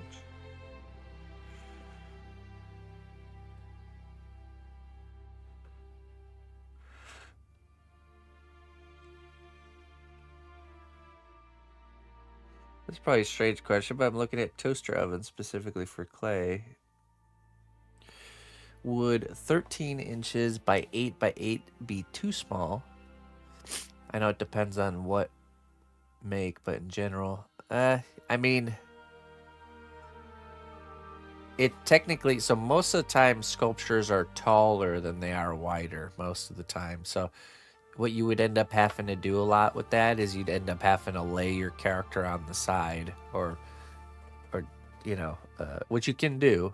You just have to prop it up with like foil and stuff, and it makes things a little bit more tricky, but it's definitely doable. The only problem I have, I mean, if toaster oven's all you got to work with, we'll make it work. But the problem with toaster ovens you have to be careful about is there's usually like a heating coil on the inside of the oven that is very close in that small box. Your landlord was supposed to replace your oven 2 years ago. Oh, well, that's a bummer. Have you checked? Like Facebook Marketplace and stuff for just like a used normal size oven? That's probably what if I was in your position, that's exactly what I would do. And then just move the broken one off to the side for the landlord or something if you got space for it. Because, I mean, when we first moved here, I've got my washer and my dryer used on Facebook Marketplace. It was like $150 for each one, so. No, yeah, you're good. It's a good topic. Yeah. Because, well, let's see. If you buy a new toaster oven, what's the average price of a new toaster oven? It might be the same as just getting a used oven, and it'd be better to have a full size oven. Let's see, average toaster oven price. Oh, I mean, I could get a toaster oven for $20 at Walmart, but okay, just kidding. So it'd be a bit more to get a regular oven, but you know, whatever you get, whatever situation you're in, you can make it work. So just get whatever you think is best, and just know, like, okay, so if you're baking something in the toaster oven, you need to like create like a tinfoil barrier or like tent around that project to stop that that heat from those coils from just going straight to the clay and burning it on the surface. It's just harder to get it's harder to get an even bake. You know what I'm saying? So yeah, because the way toaster ovens work is it's just such a small space that the heating coil is heating up to make the inside the right temperature, but it heats up too much to get the temperature up to, you know. But so yeah, as long as you reflect that initial blast of heat with foil, then you're fine. So, and also you can do things like you can make your projects come apart more than like you see me doing, you know. Yeah, for example, I mean, Hail, noble ally.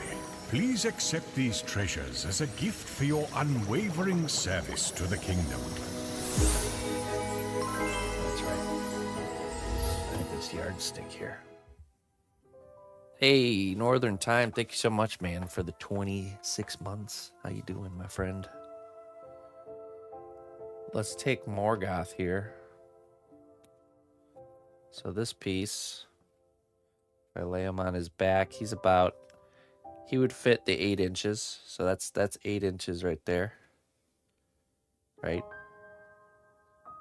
And let's see if we got 8 inches here. See, that would be he'd be too tall, just the torso of Morgoth here. But what I could do is I could have his head removable, right? So that would make his body fit the 8x8 going this way. And then this way we have, okay, so this way we have 13.5 inches. So that wouldn't fit. But I could make this arm removable. So you have the head and the arm removable. Now all of a sudden I can bake this arm torso combo, no problem. And I could bake this arm separately. I could bake the head. So I could still make this character exactly how he is and the size that he is. You just have to do a little bit more kind of like engineering. So you just want to be meticulous with your... So when you put it all together, you could do that, yes, or you could use epoxy clay to just kind of get rid of the seam lines, and that way you don't have to bake it. Yeah, or you just use simply a heat gun, right? Yeah.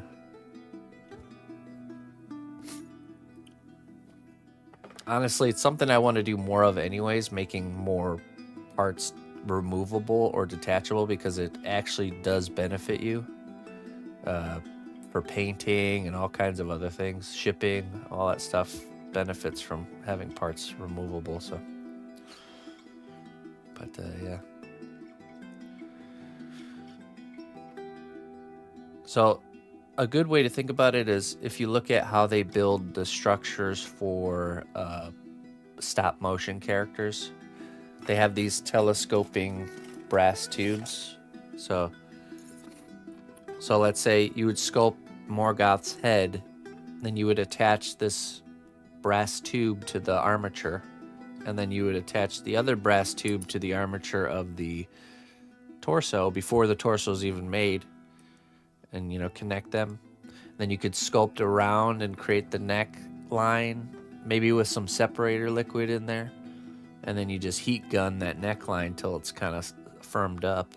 Then you can remove the head, and then you'd be able to bake. Then you'd be able to, continue the torso with the head fitting seamlessly, So I don't know if you know about the C1 separator liquid, but essentially you would sculpt the head and finish it. You'd paint the underside of the head with that separator liquid, let it dry, and then you could fit it onto the armature of the body, sculpt the neckline, seamlessly, and then heat gun it very carefully. And then you'll be able to remove the head, and it'll be a perfect, like, seamless disconnect. So there wouldn't even be any need for, there'd be no need for actually cleaning up the seam line, because there won't be a seam line.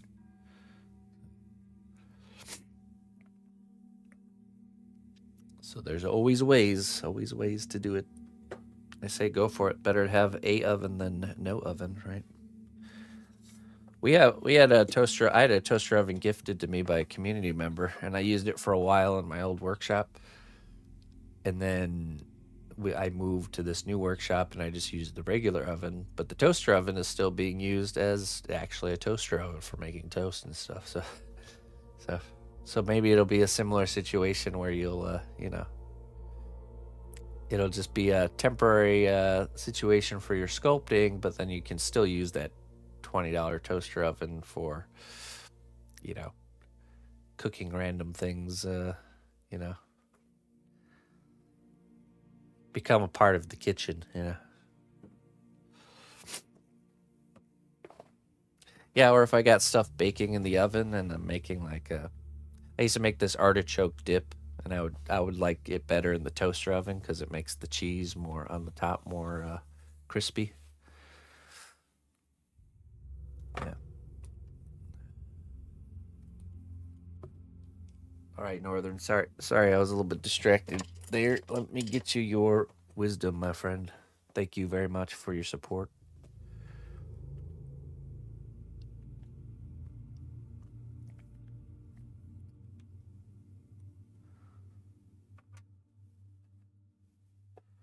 Toaster ovens seem to be one of those type of devices that really go the distance too. They just seem to just last forever.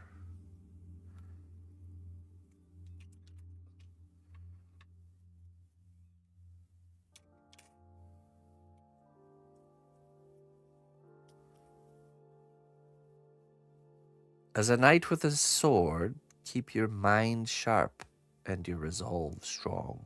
As a knight with his sword, keep your mind sharp and your resolve strong. Yes, indeed.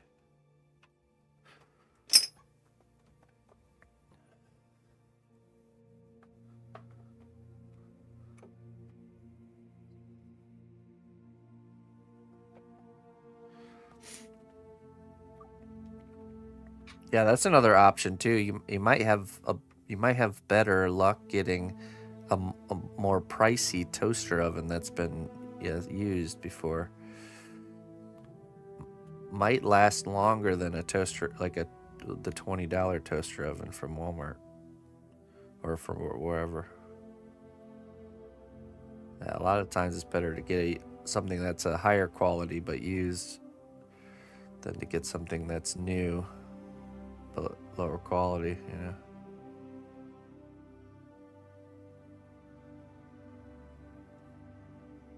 That's how I got mine. I've had it for years. Years of consistent use. Still doing just fine. A fine device indeed.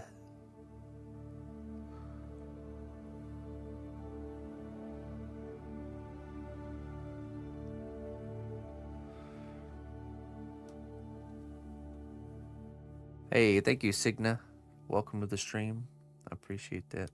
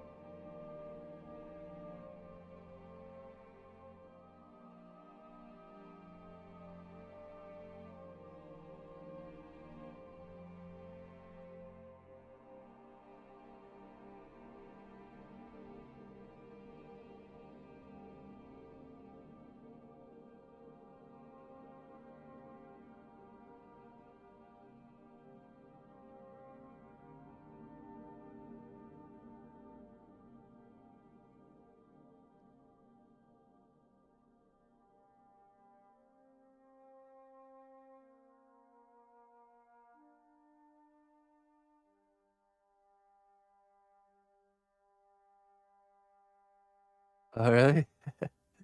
What where was that, if you don't mind me asking? I'm curious.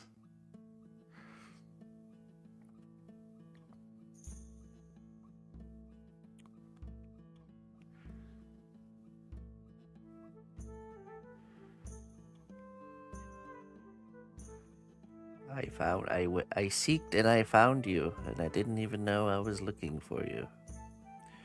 That's how it worked.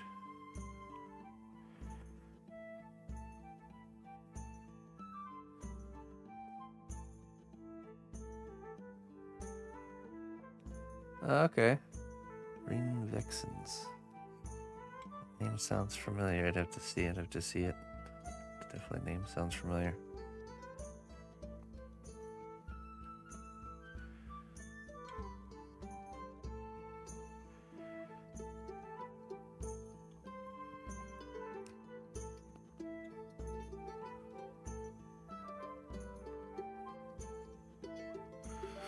What's up, Baki?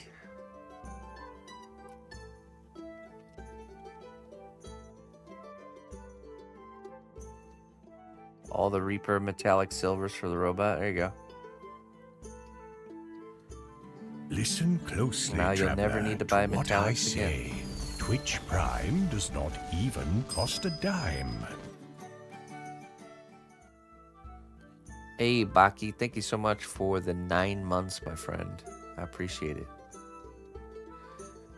Thank you very kindly for your support there, Baki. Glad to have you.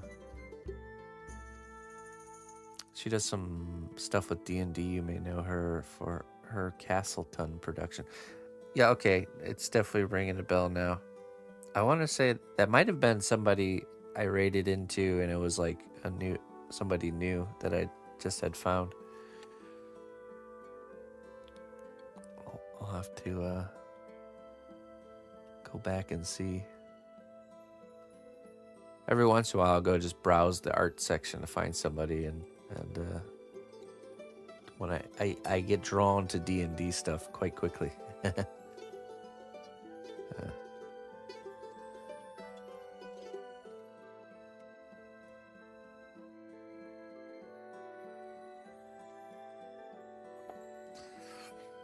Yeah, me too.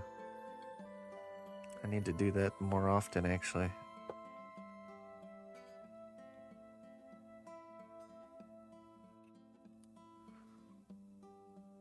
Browse around, see what's going on out there. It's a big world, you know.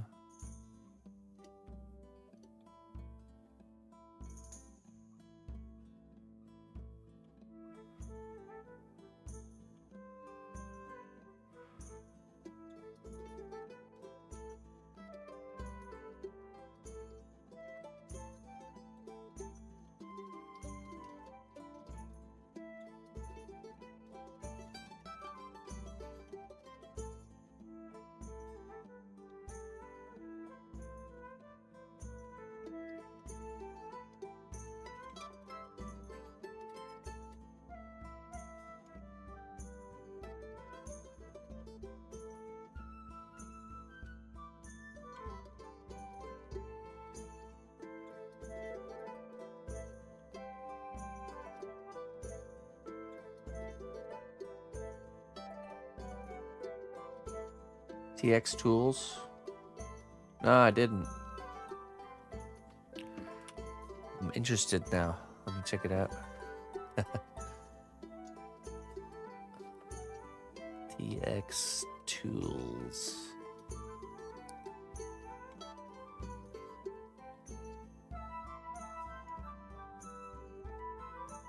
Texture Tools.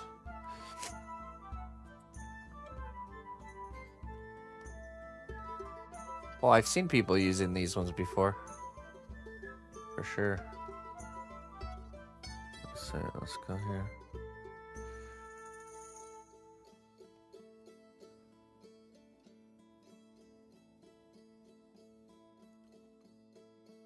Ooh, scale. Ooh, look at that.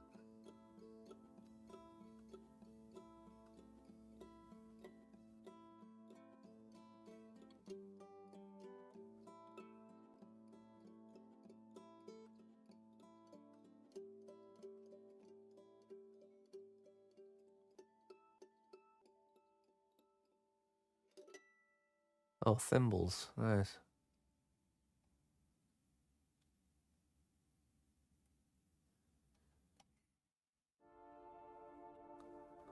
Interesting. Well, tools like these are good for like laying down good base texture or adding kind of randomness to your pre-designed textures. It's pretty cool though. Reminds me of you know what these remind me of? Morel mushrooms. Inspired by the wonderful morel mushroom. Ooh. Quite some textures.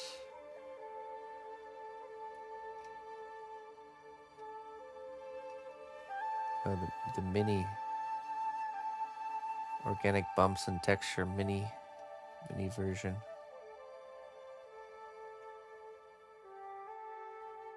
Oh, that's the shop. The shop needs a little bit of.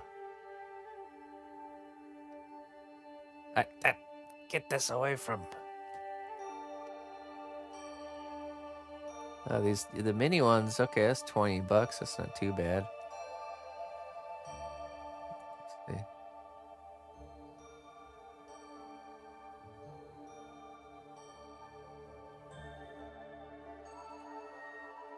Oh wow, that's a tiny tool. That's really small.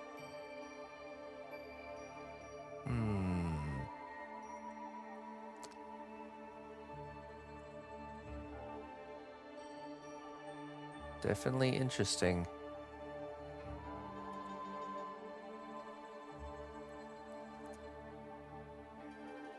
Yeah, you certainly could make stuff like this too, you know. But sometimes it's more convenient to buy things than make things. Do I spend 5 hours or 5 to 10 hours making them myself, or do I spend $20 and buy them from someone else? That's the question. Those are always the questions. The weigh in the balance.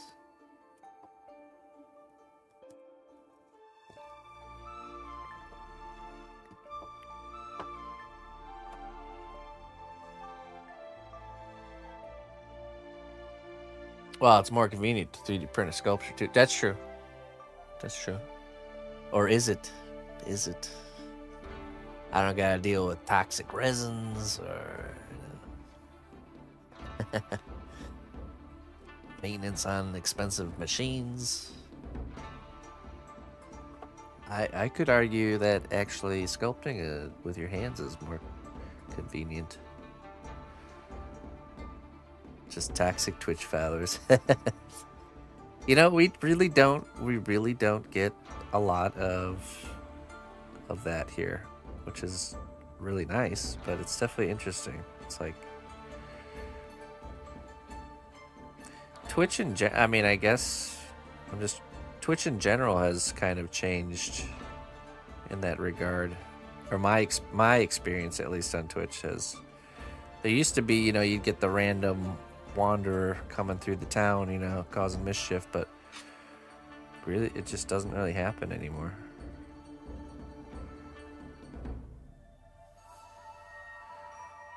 Very interesting.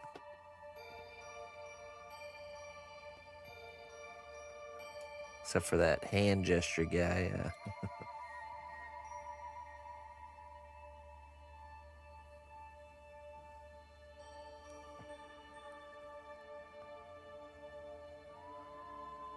Now, over on Kick, that's a different story. That's kind of like how Twitch used to be. It's a little bit more like a wild, wild west over there.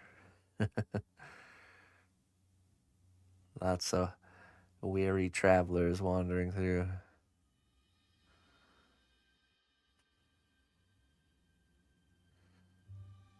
No, I haven't seen him in a bit. Hey, sorry about your face.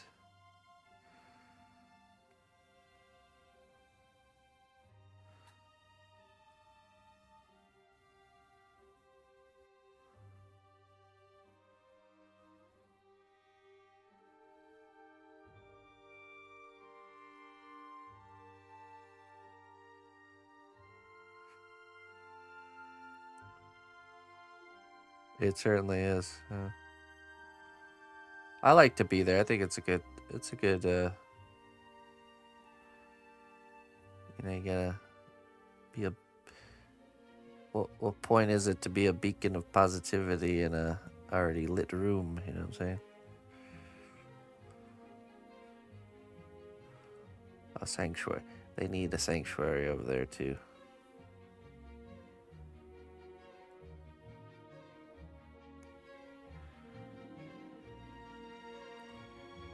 Away from the madness.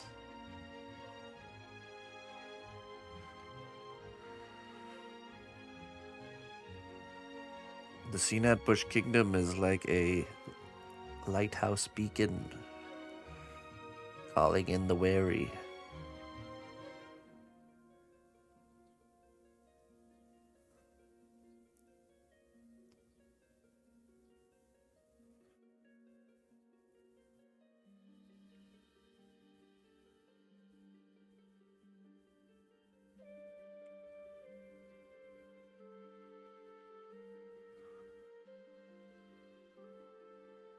Lighthouse bacon.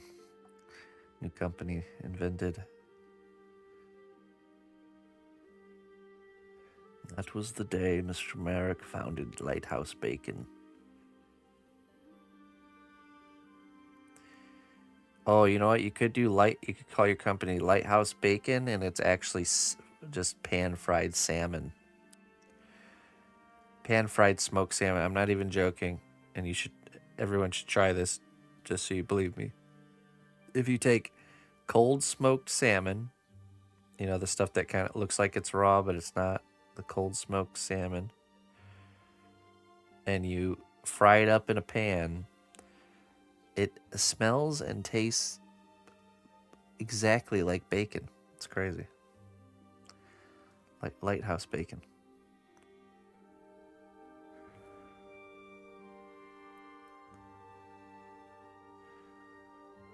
The fish of the farm.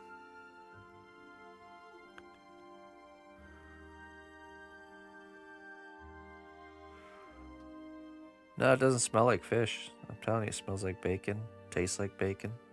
I could serve it to you and say it's bacon, and you wouldn't even know that it's fried smoked salmon.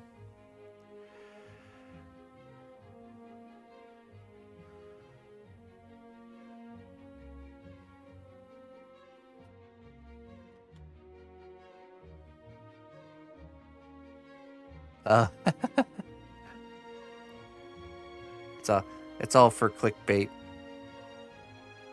Let's just every once in a while pull up some weird random web page, and we'll get some traffic coming in through here.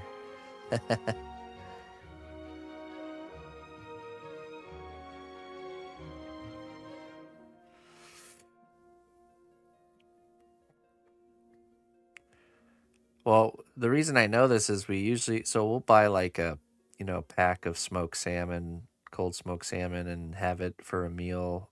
And there's usually a little bit some left, and so the next day when we're cooking, something in the pan, I'll just throw in the leftover smoked salmon, and fry it up. Leftovers are always best fried, right? Fried up in a pan. And yeah, quite an amazing discovery.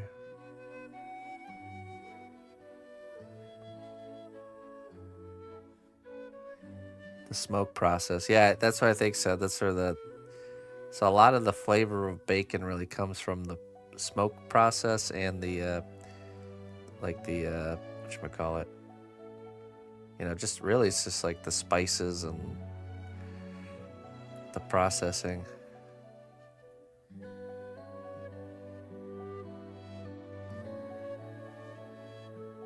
The fats.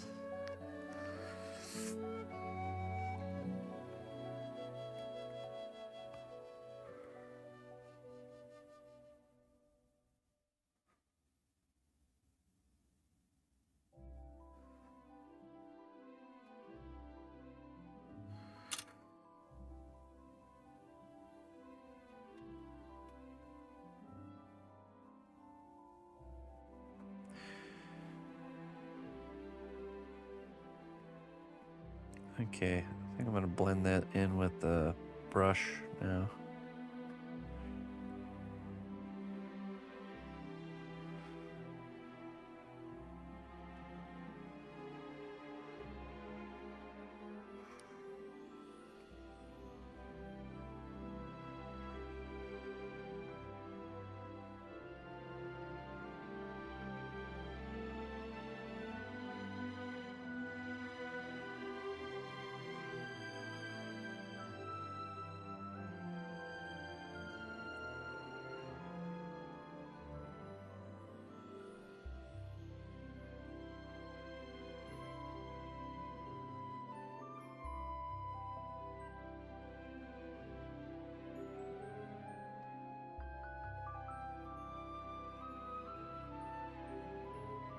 Bacon, the poor man's salmon.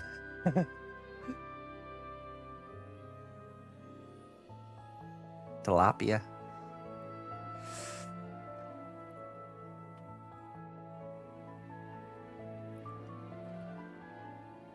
I need to eat more fish.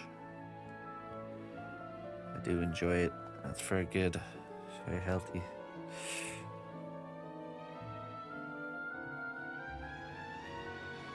I'd say salmon's more common here. Mostly because we eat, like I said, smoked salmon. Cold smoked salmon.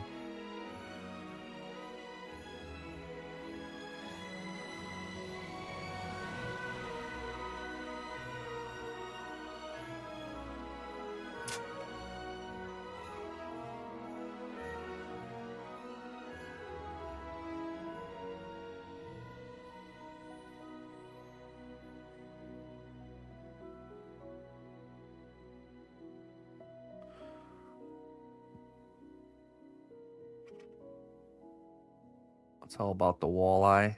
Oh, yeah. What's common fish to eat in Germany? Well, that's the first time I actually had cold smoked salmon was in Germany. We ate at this place called the Potato Sack. Kartoffelsack. Beer fish. And, well, Hamburg is a fishing town in Germany. The city of fish. And, anyways. So, I mean, I'm not sure what's common there, but that's the first time I actually had.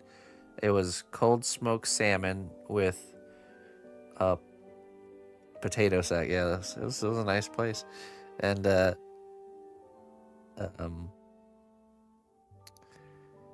was a potato pancake, you know, almost like a really nice crispy seasoned condensed hash brown, right? Potato pancake with the piece of fish, and then like a fresh sauce that had like, you know, like a little bit of green onions and like a really fresh cold sauce. And you combine those three kind of together on the fork, and man, it was super good. But it was the first time I ever had cold smoked salmon, so I was a little bit weirded out when it looked like they were serving. I ordered salmon thinking I've had smoked salmon before, but like hot smoked salmon where it just looks like it's cooked. So they lay down this plate. It's my first time eating out with my wife and her family. So I was like, why are they serving me a raw piece of fish? What's going on here? It's like one of those moments you order something, you didn't even realize what you ordered. I thought it'd be like a cooked piece of salmon. So I just, you know, did the thing most people do and just ate it anyways. But then I tasted it and I was like, oh, you know, this is actually pretty good. But it was still a little bit weird with the... It made me feel better when I learned that that's actually it's just a different smoking process and that it is technically cooked. Well, not cooked, but like, you know, it's not just a raw piece of fish. So.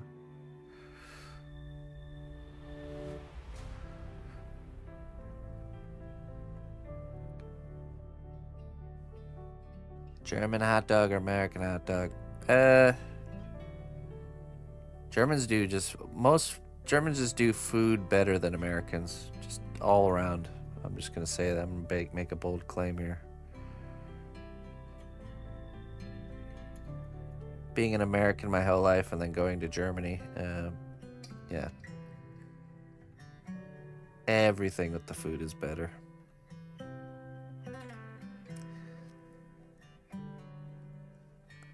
What would be considered low quality standard food in Germany is high standard in America.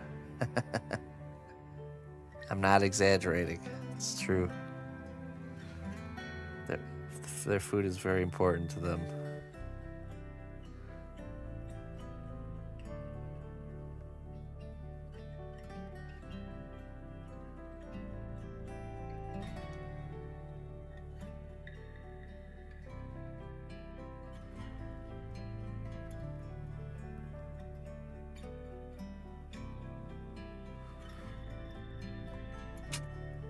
No, I'm in America. My wife immigrated here to America. It was easier for her to come here than for me to go there.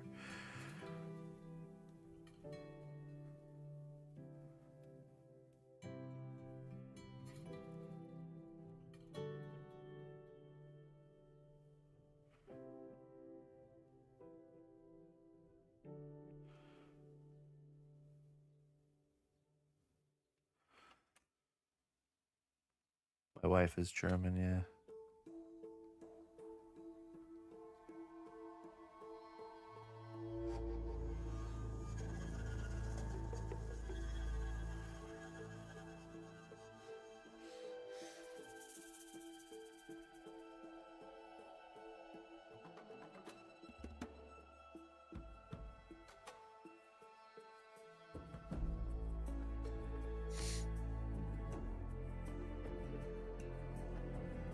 To where?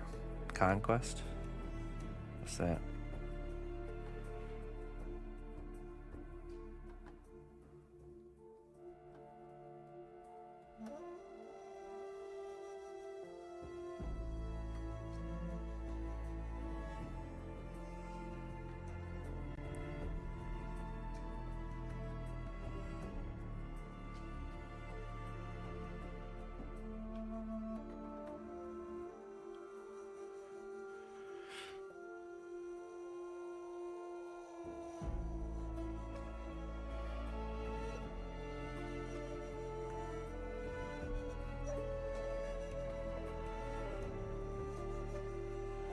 Oh, yeah, you're right. I've seen that.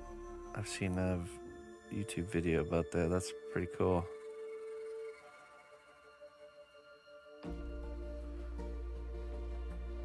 That would be something pretty sweet to be at.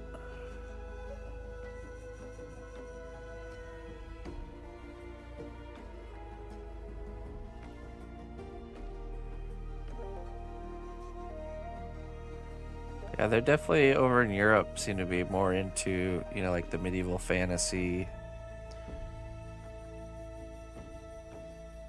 I mean, I think people are into it a lot in America, but there's just not as many like events like that. We have the bigger Ren fairs, and that seems to be about it. They have like medieval markets and stuff like that. It's like essentially a farmer's market, but medieval themed.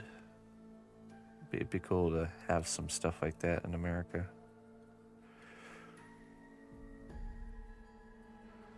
I mean, they have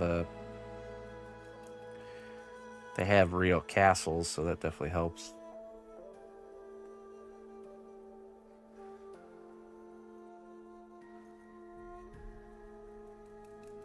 Oh, hi. Krazun, am I saying that right? Hey, thank you for the raid. Welcome. Welcome in. We're sculpting a hammer for our character right now. Welcome, welcome. How you doing today? How was your stream?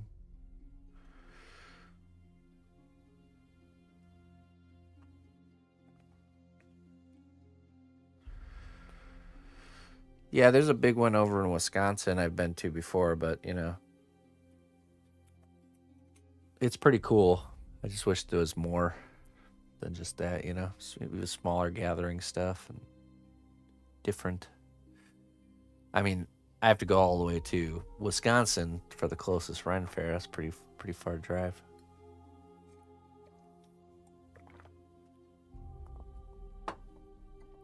Here's a question. Why is it so hard to buy good sculpting clay to bake that doesn't dry out in Europe, specifically Spain? Because it's just probably made everywhere else. I don't know if there's a polymer clay producer over in Spain.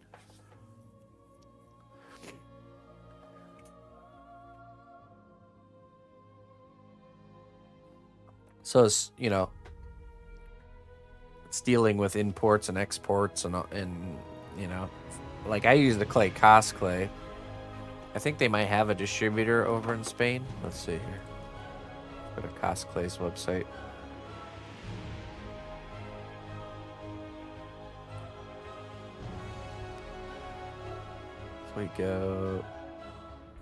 If we go here, top right corner, there's international distributors. We'll click on that. Let's go to where's Spain?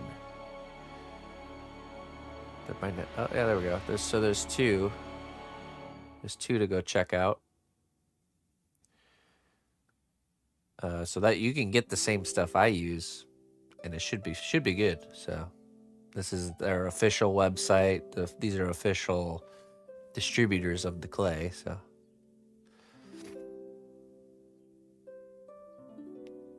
I say go check it out. It's probably hard for you to find like a physical store location, probably. But yeah. Yeah, cosplay is just, if you can get cosplay, it's better, even if it's gonna be more, because the ability to make, like giant wings and stuff, like to make this out of another material that's not like flexible, like this can really take a hit. This little finger here, see how that's flexible? That's only because of the cosplay. So it just lets you make things that are gonna last,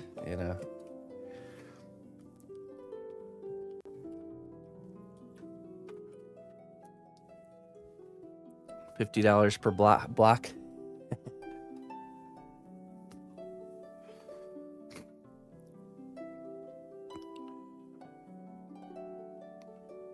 Hey, welcome, Veronica.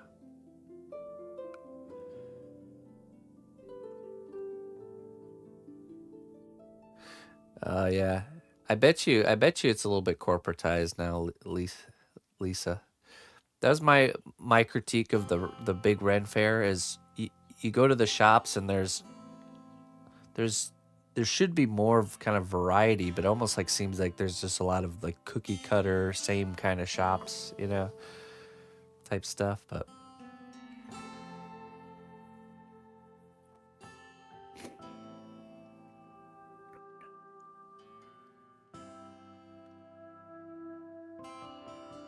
there's one in Kentucky called Reckoning. Oh, really? That's cool.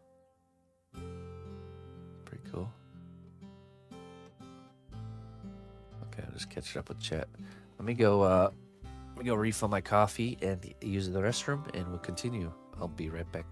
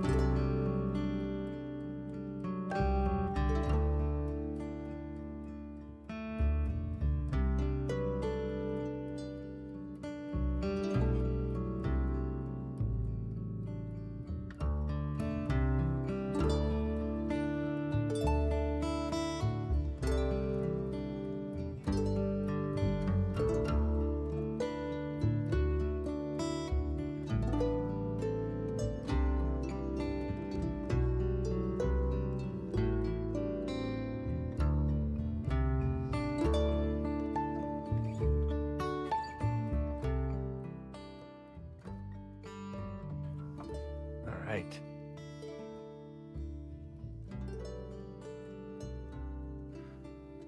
Drop shipped stuff. Yeah, totally.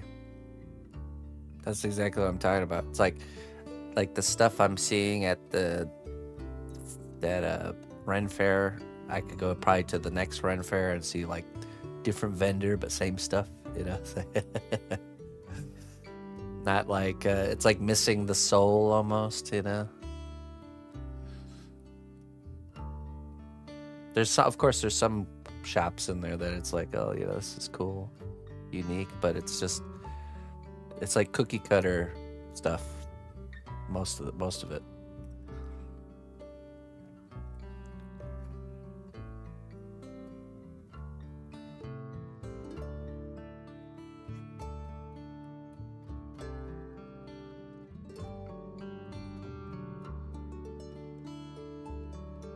Oh, nice. That's pretty cool.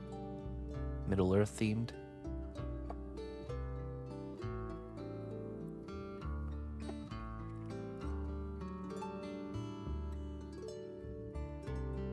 Medieval cookie cutter. Ah, there's an idea. All right. Now we're on to something.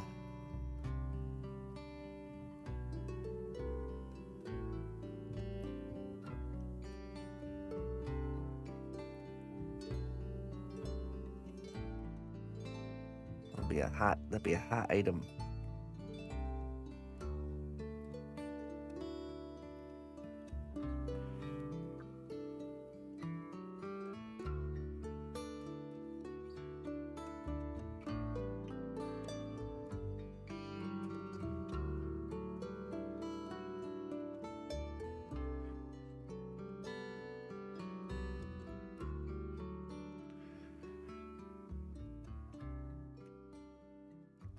Yeah, no problem.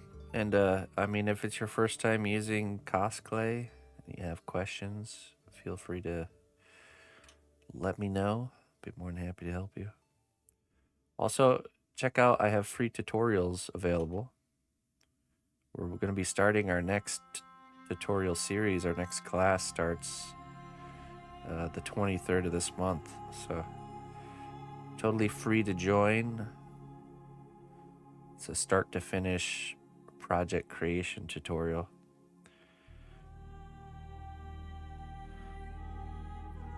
Exclamation point class.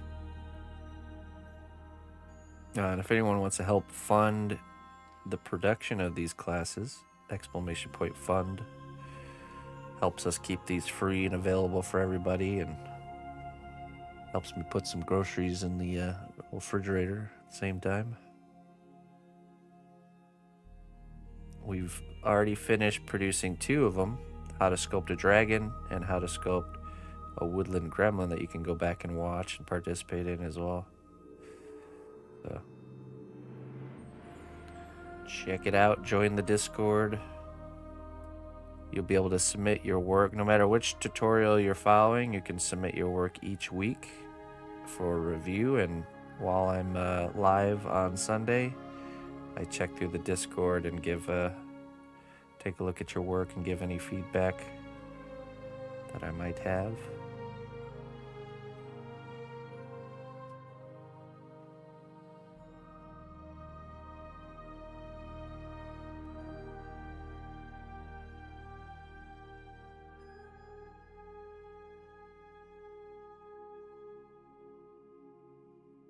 Black shimmer. Is it just a black color with like a kind of like a metallic mica powder in it or something?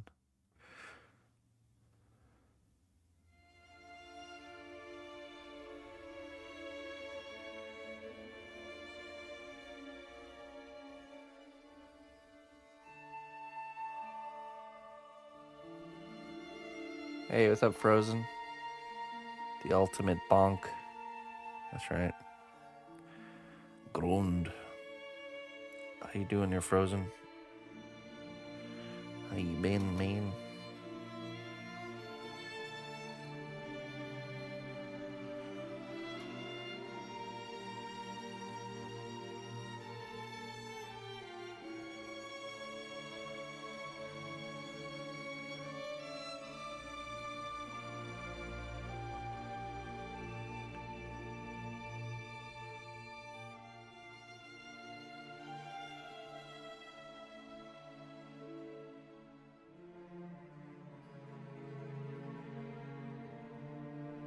Doing well.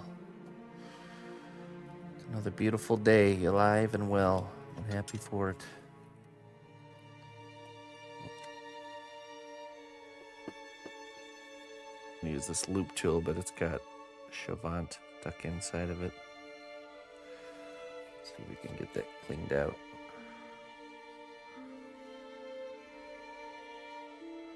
Don't want to be mixing our clays.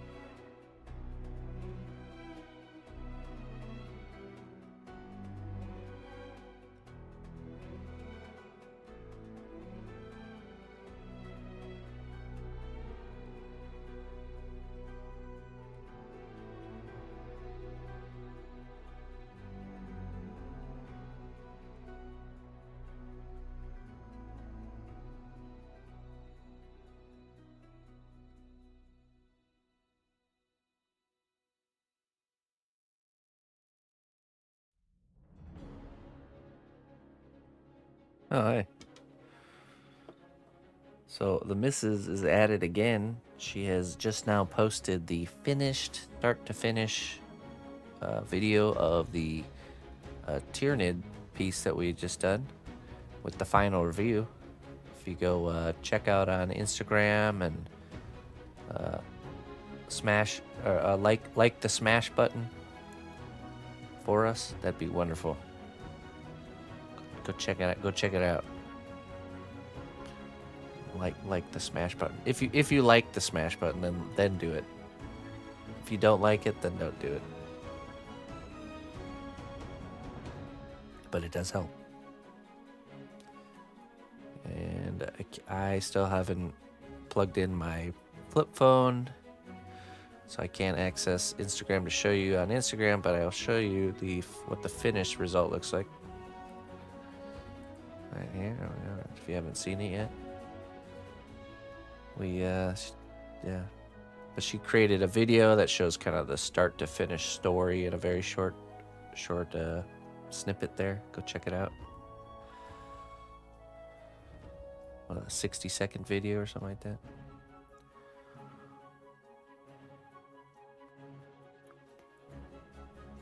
that. Nice, Frozen. Good emotes. Smash. No, not smash the like button. You gotta like the smash button, okay? Wrong emotes. And then we've also finished the mouse piece, if you haven't seen that yet. We're gonna be more proactively updating finished works on my website, cnotbusch.com, so you can see not only these videos here, but you can also see some nice photos, still photos. Just go to the website, click on the gallery, and there you are. So, and then we might as well show these ones too. got the finished Tyranid headphone stand from Logitech.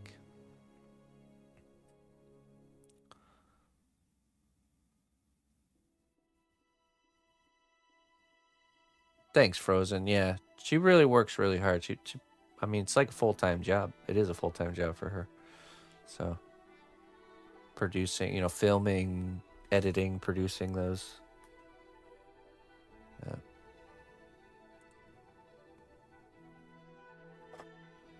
And here is the Space Marine one here.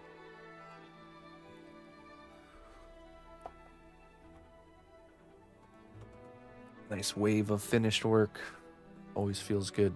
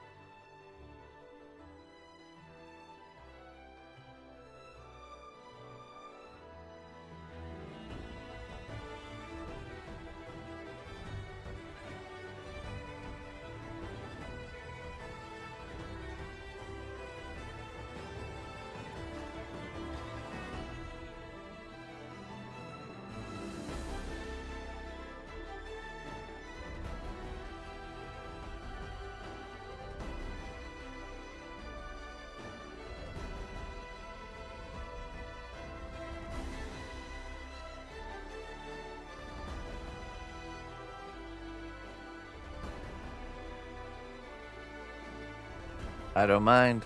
I don't mind it. Like that, yeah.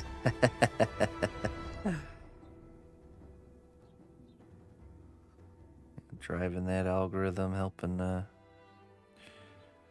way it works, for those that don't know, it's super important when it comes to, it's the first, the way, when you post a video, the way it performs in the first 30 to 60 minutes pretty much seals the fate of that particular post. So the most impactful time to engage with something is right after post. That's why I like telling you guys, and I probably get better at that, telling you guys when it happens.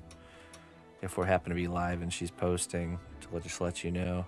Especially for bigger ones, like a finished project reveal, you know.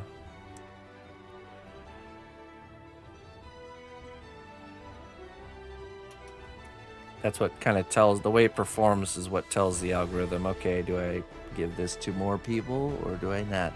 Yeah.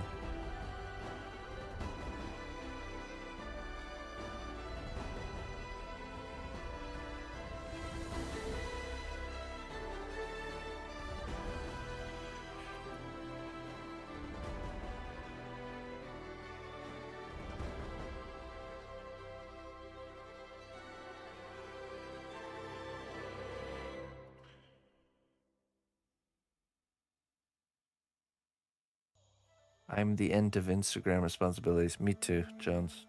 Don't worry. I just throw it out there. I'm not gonna be hurt if you're too slow or don't want to do that. Cause I get it, man. I get it.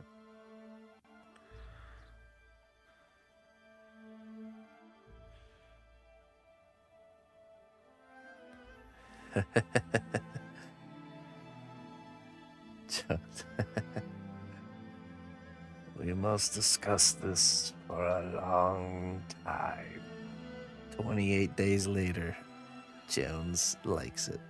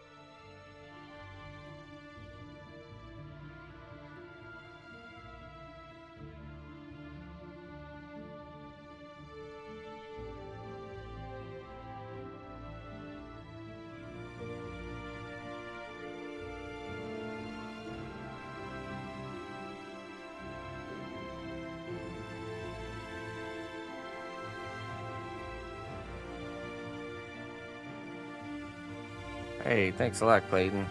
Yeah, it's something we've been wanting to do for a while, and it's nice to see it all getting established. So I agree, it's nice to scroll through in that kind of format.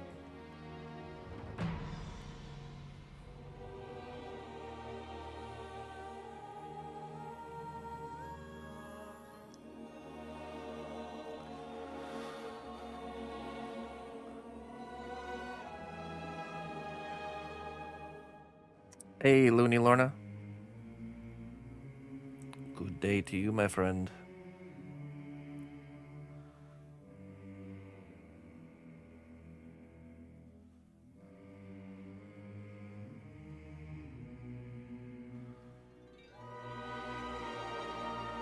I'm not sure about this particular piece. I haven't been tracking the days on this one, but usual project can take about, I'd say, anywhere from 100 to 180 hours typically. Is just a very rough time frame to give you an idea. Certain projects I just don't have a day tally going for. This is one of them.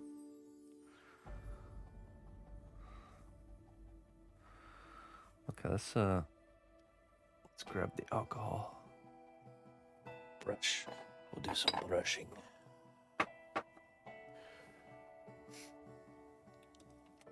Need a small brush.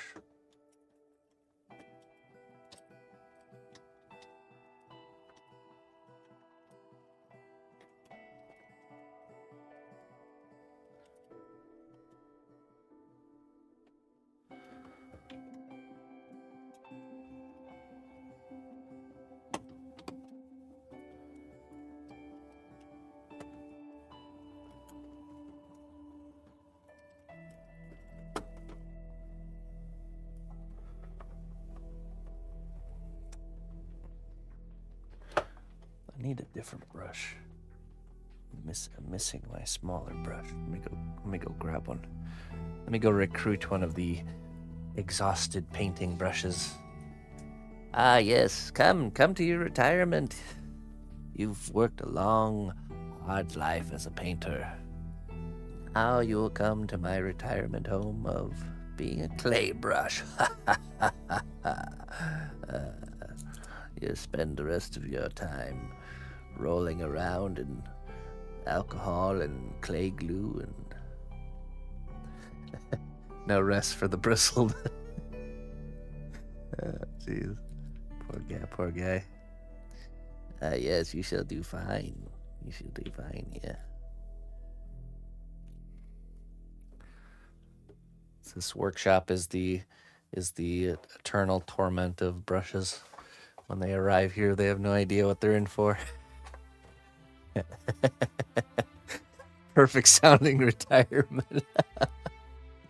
Oh, jeez. New adventurer to a land of great deeds and bravery. Thanks be to our recruiter for their wise choice. A secret admirer, Anonymous. Thank you so much for gifting Veronica a sub there. I appreciate that. Cheers to you. Thank you. Very kind of you, my friend. Ah, yes. You shall do fine here. In you go. Welcome to your new home.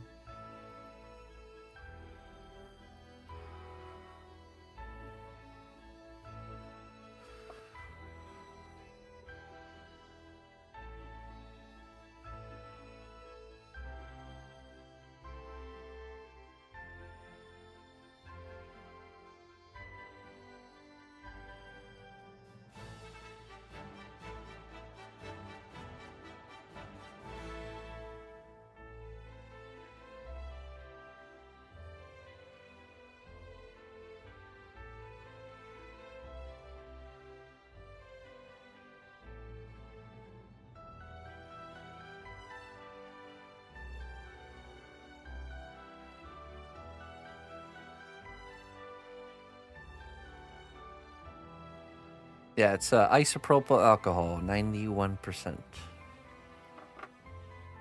It dissolves the clay just a little bit, and then by brushing, you're able to clean up the shapes and take the edge off. Kind of just cleaning things up, really. Depending on the direction of your brushing and how hard you push is how you kind of control it.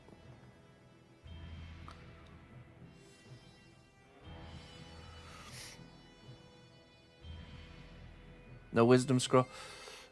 So wisdom scrolls are for tier 1, 2, and 3 regular subscribers. If you do gift 5 or more gifted subs, you do get a wisdom scroll. But just gifted sub and prime subs don't get them.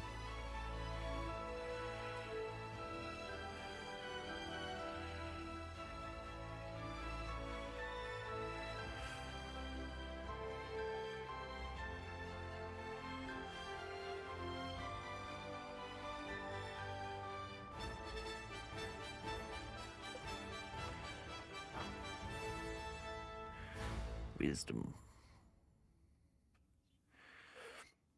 It's because it's to incentivize people to do a regular subscription because for the Partner Plus program, if that makes sense. Because Twitch has deemed that gifted subs and prime subs don't count for the Partner Plus program. So therefore, the wisdoms don't either.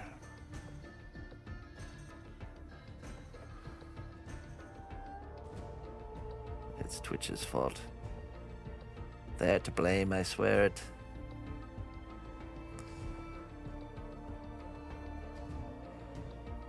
And what that is if you maintain a certain number of these Partner Plus points, you get a higher percentage of the revenue split. So right now I currently have the 70% of, like, when you gift a sub, 70% goes to me. For the longest time here on Twitch, it's been 50-50. So when you would gift a sub in the past, I would only get 50%. But you have to have a certain number of these points to keep that 70%, which I think we're actually below. So we're on the road to losing it since I left for Germany. So we're still regaining our lost footing. One tier 1 sub is 1 point. A tier 2 is 2 points, and a tier 3 is 6 points. I think, let me see here. Let's see, what did we do last month? I can't remember where I even see that. Subscriptions, maybe.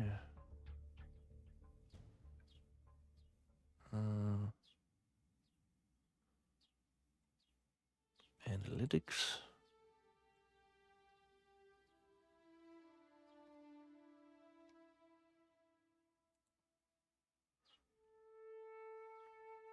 Ah, yes. Okay, here it is.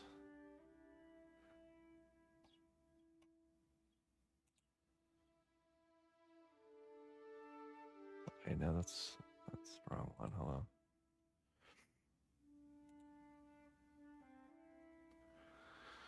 Where did they put it? Oh, Partner Plus program. Okay. So we would need, is it 300? Yes, 300 plus points for the 70-30 split to continue. And December we had 267, January 273, February 264, and our current month is at 89, but that's because we're just getting started. So we're hovering over, pretty close actually, maybe like 20 or 30-ish points to get that 300. I think we just need to continue to grow, just continue to push forward.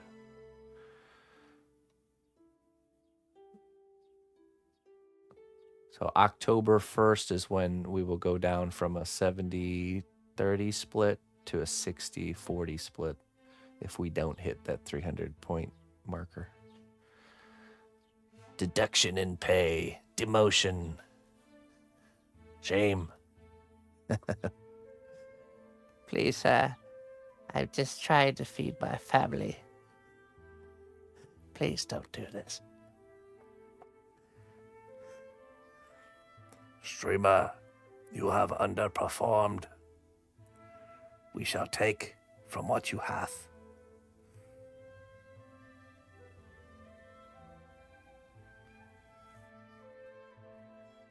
Please, sir, have mercy on me. I am but a lowly artist.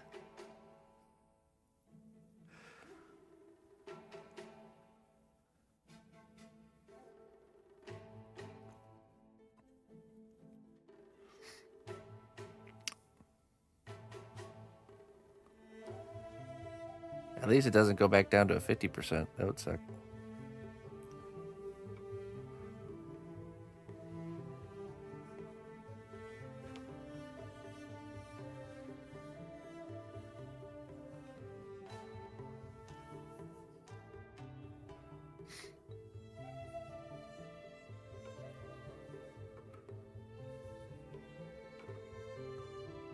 You want more? Please, sir, may I have some more, please? What? More?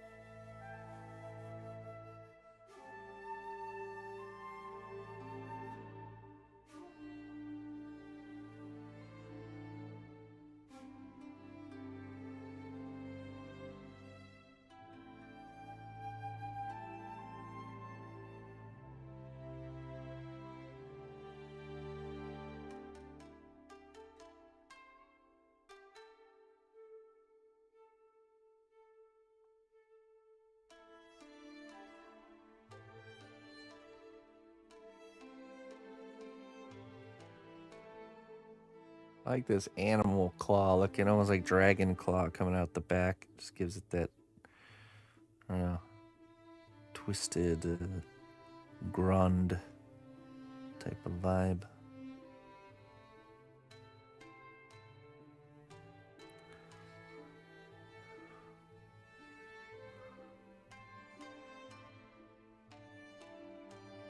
Very grundish, grundesque.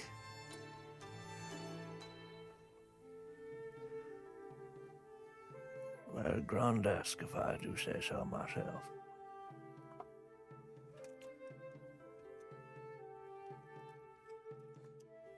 Okay, I need a ball stylus.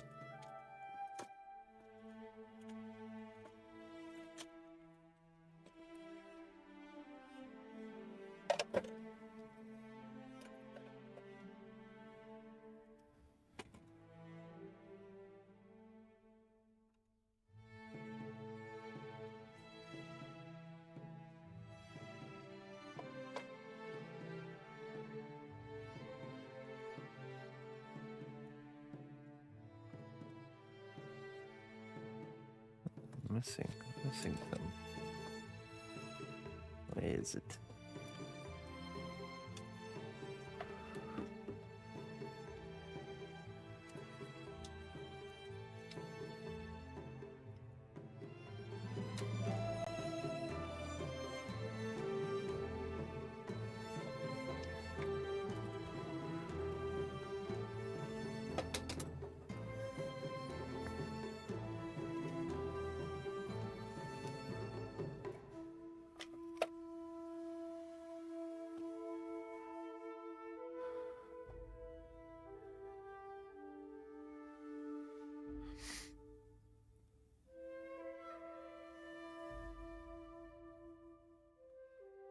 There you go. Yeah, we gotta break the shackles of these, these ideas that only certain foods can be enjoyed at certain times. Or that you must have a side with every meal. Or that you must have 3 meals a day. These normal constraints of society. Let's break them.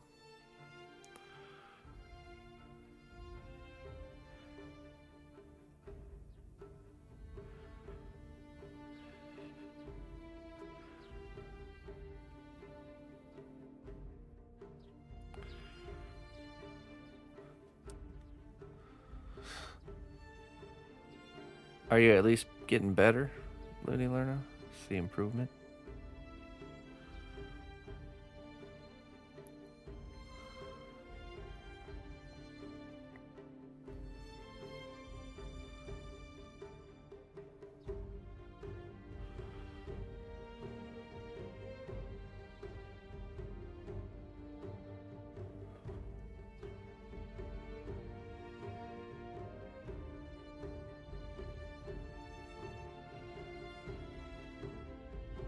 Alright, I think this is a good spot to bake and lock it in.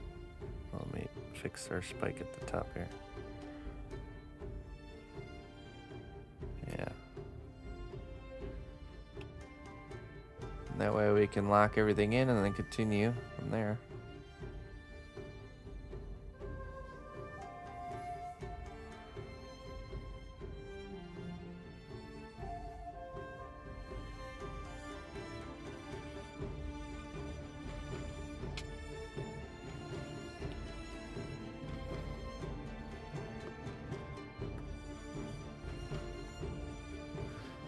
Okay, I'll lock that in, put that in the oven. We're gonna work on Morgoth's base while that's cooking.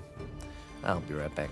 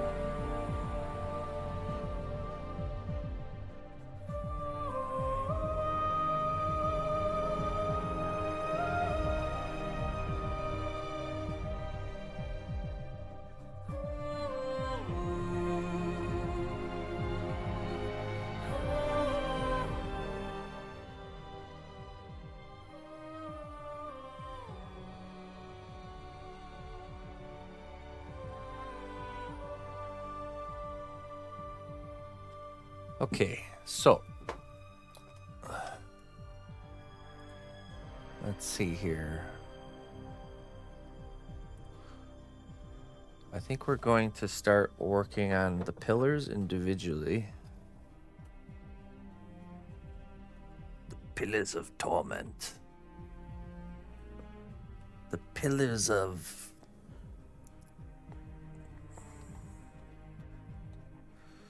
corruption. That's a good one. The pillars of corruption.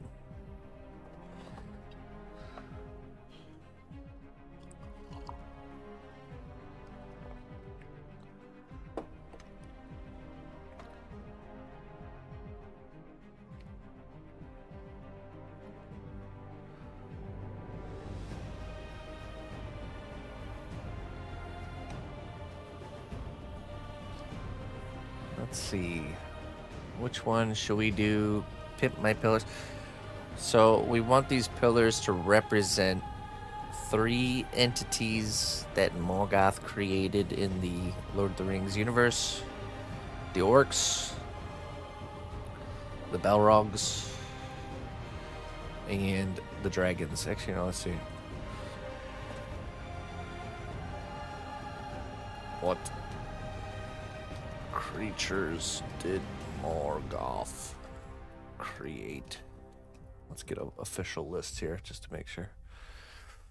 Trolls, Balrogs, corrupted Maiar, and dragons. I'm guessing that's the orcs. So trolls, Balrogs, orcs, and dragons.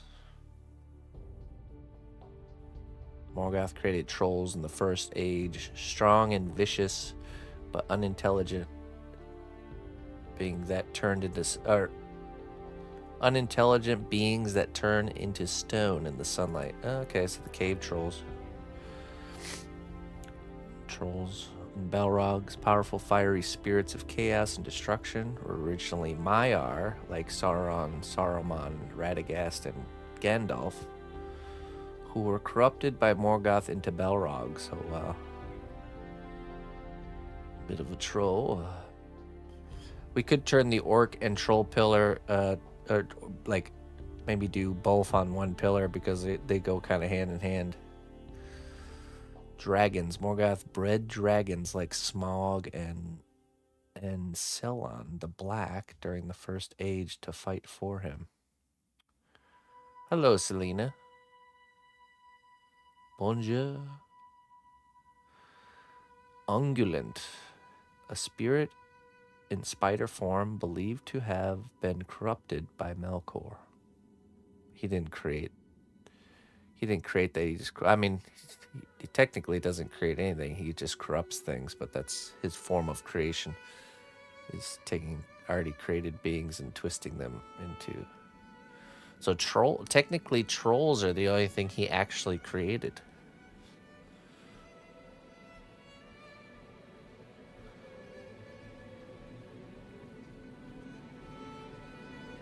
Yeah.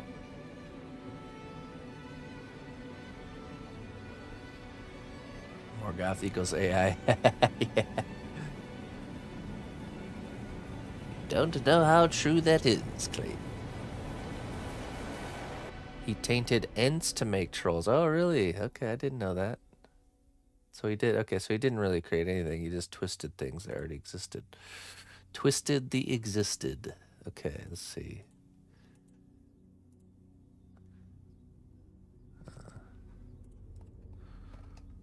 Let's see.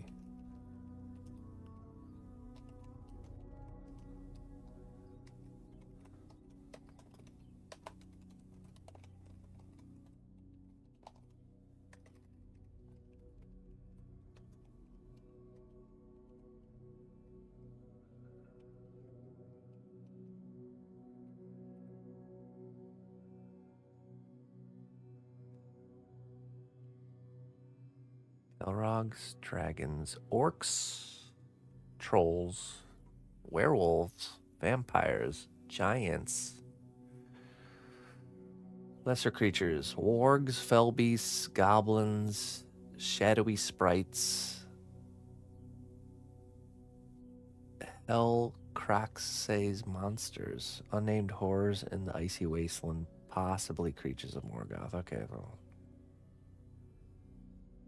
Werewolves. Giant demonic wolves inhabited by evil spirits, with Karhoth as the most fearsome. I didn't know there was werewolves and vampires in Lord of the Rings universe. Dark spirits that took monstrous bat-like forms, the most notable being Thringvathil. Giants, rarely mentioned, but possibly Morgoth's creations or corruptions of an existing race.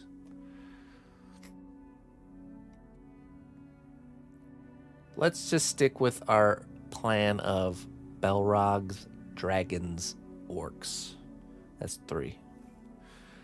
3 most, I would say, most notable. Every time I look it up, there's the 3 first ones that pop up, so. Or trolls.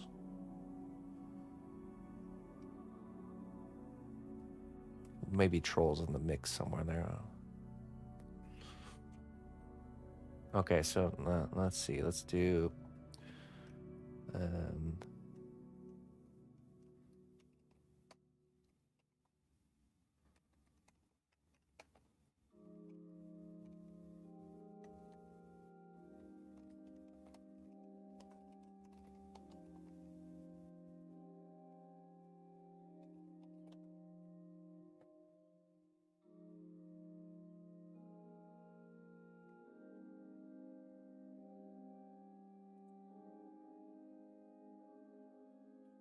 So now, okay, so now what we do is we will sculpt very loose, almost like sketches of these creatures.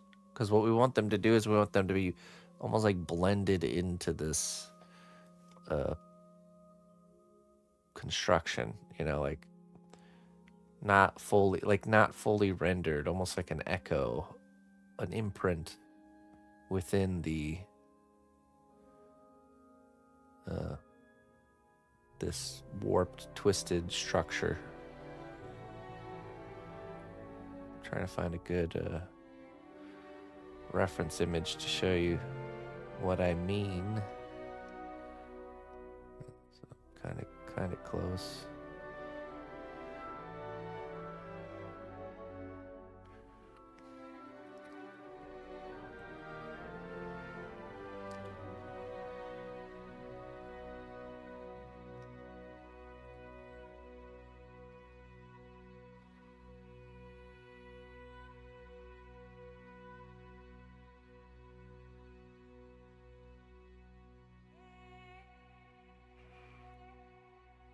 Yeah.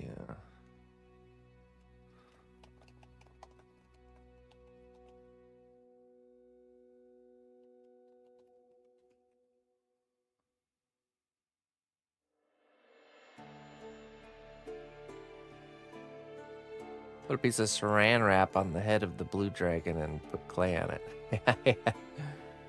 I mean, we have to think about what's the best way to render this. Maybe it is to render the heads, the shapes of the heads, and maybe bake them or heat gun them, and then go over with like a layer of clay to create a more natural kind of look.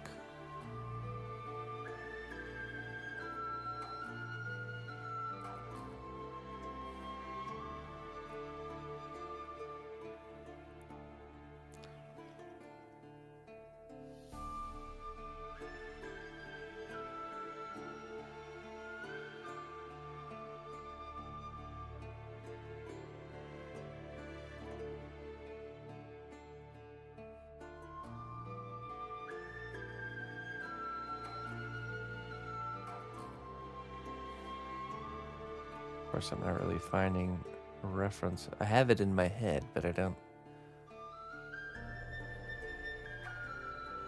You know what? Okay, let's just do what's in my head. Let's start with orc.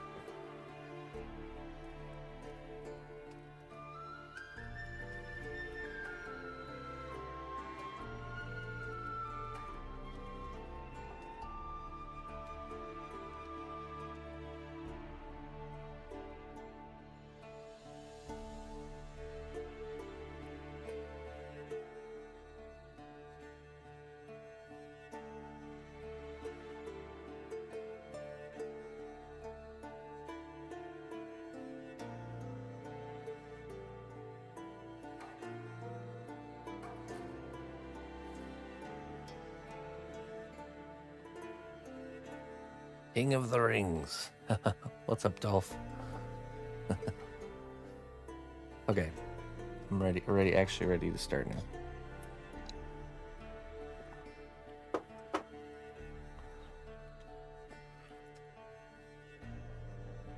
Okay, let's think about positioning here. Let's do dragon here, okay? Or maybe dragon here. Maybe orc here, Belrog. Belrog, dragon, orc.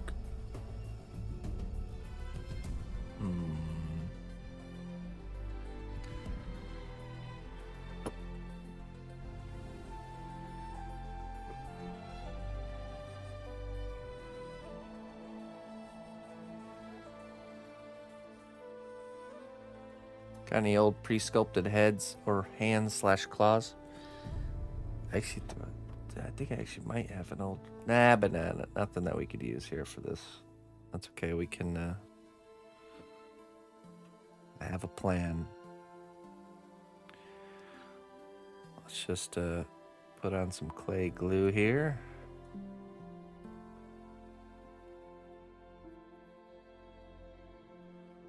I'm gonna focus on this pillar here.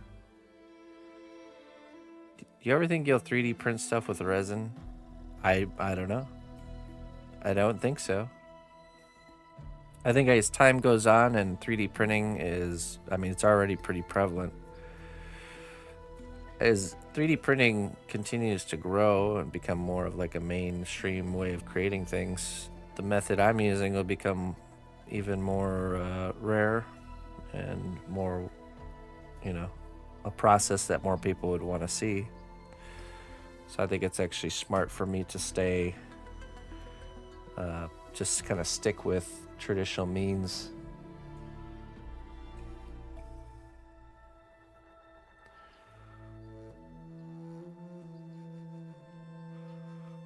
Okay, let's see, let's do... I'm gonna start pushing some clay into here. Yeah.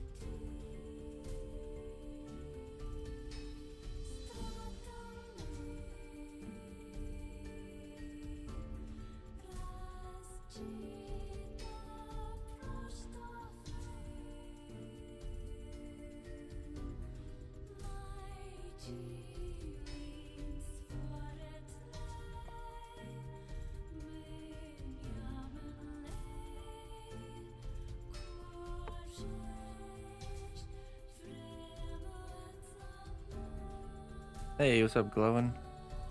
Good day to you, my friend.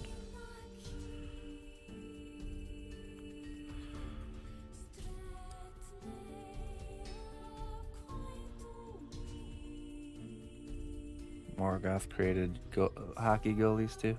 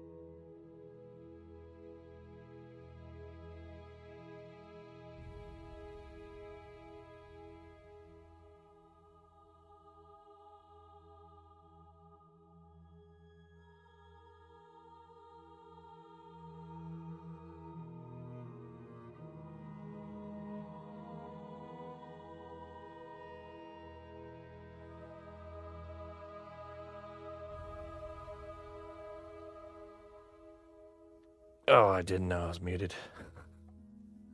Oh, jeez. I was just talking about how I think this looks really good. This is very successful. It'll be kind of like a mixture between stone and this smoky, wispy stuff that we're going to use with the cotton. And then, yeah, just look like this really crazy. It's almost like he's broken the chains of his portal and he's already like causing just magical chaos all around him. Just his very presence. The very will of his raising of his hand. But yeah, we'll continue working on this next week. All we have to do now, so the hammer head is, I'm pretty happy with it. We might do some small stuff there, but we just need to do the handle to the hammer and then work on these stone pillars to really complete the base. And then it's just simply doing, well, not simply, but doing the LED lights and the painting. So exciting. I got the lights in for Morgoth, so we got those on hand. Yeah. So we'll go ahead and leave that at that, and we'll get on out of here. I'll be back on this evening. What's this evening? Captain Sabertooth. We're working on Captain Sabertooth this evening, and probably once we get him into the oven, we'll do a little bit of poking around on the skeleton pirate. But yeah, thank you everybody so much for joining me. Thank you very much for all your support. I will be back on in about 6 hours. And yeah, I'm going to go out there and get some garden work done. So let's see here. Let's find someone to raid.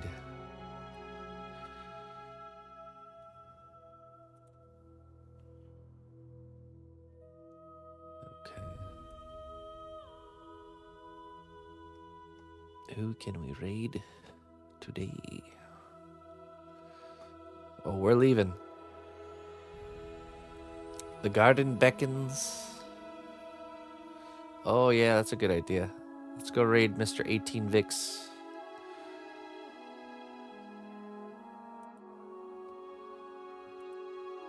Okay, cool. 18 Vix has been a long time community member here and a really great student. He's been following a lot of the classes, and you've really seen his sculpting work go just leaps and bounds. He's been really pushing and leaning into growing his skills, and he started to stream. So he's a very brand new streamer. Let's see how. Only has 28 followers. So let's go give him a nice warm welcome to streaming and doing sculptural work. So let us do that, shall we? Let's get some eyes. Let's get some eyes on this fellow's work here. All right. Until next time, my friends. Bye-bye.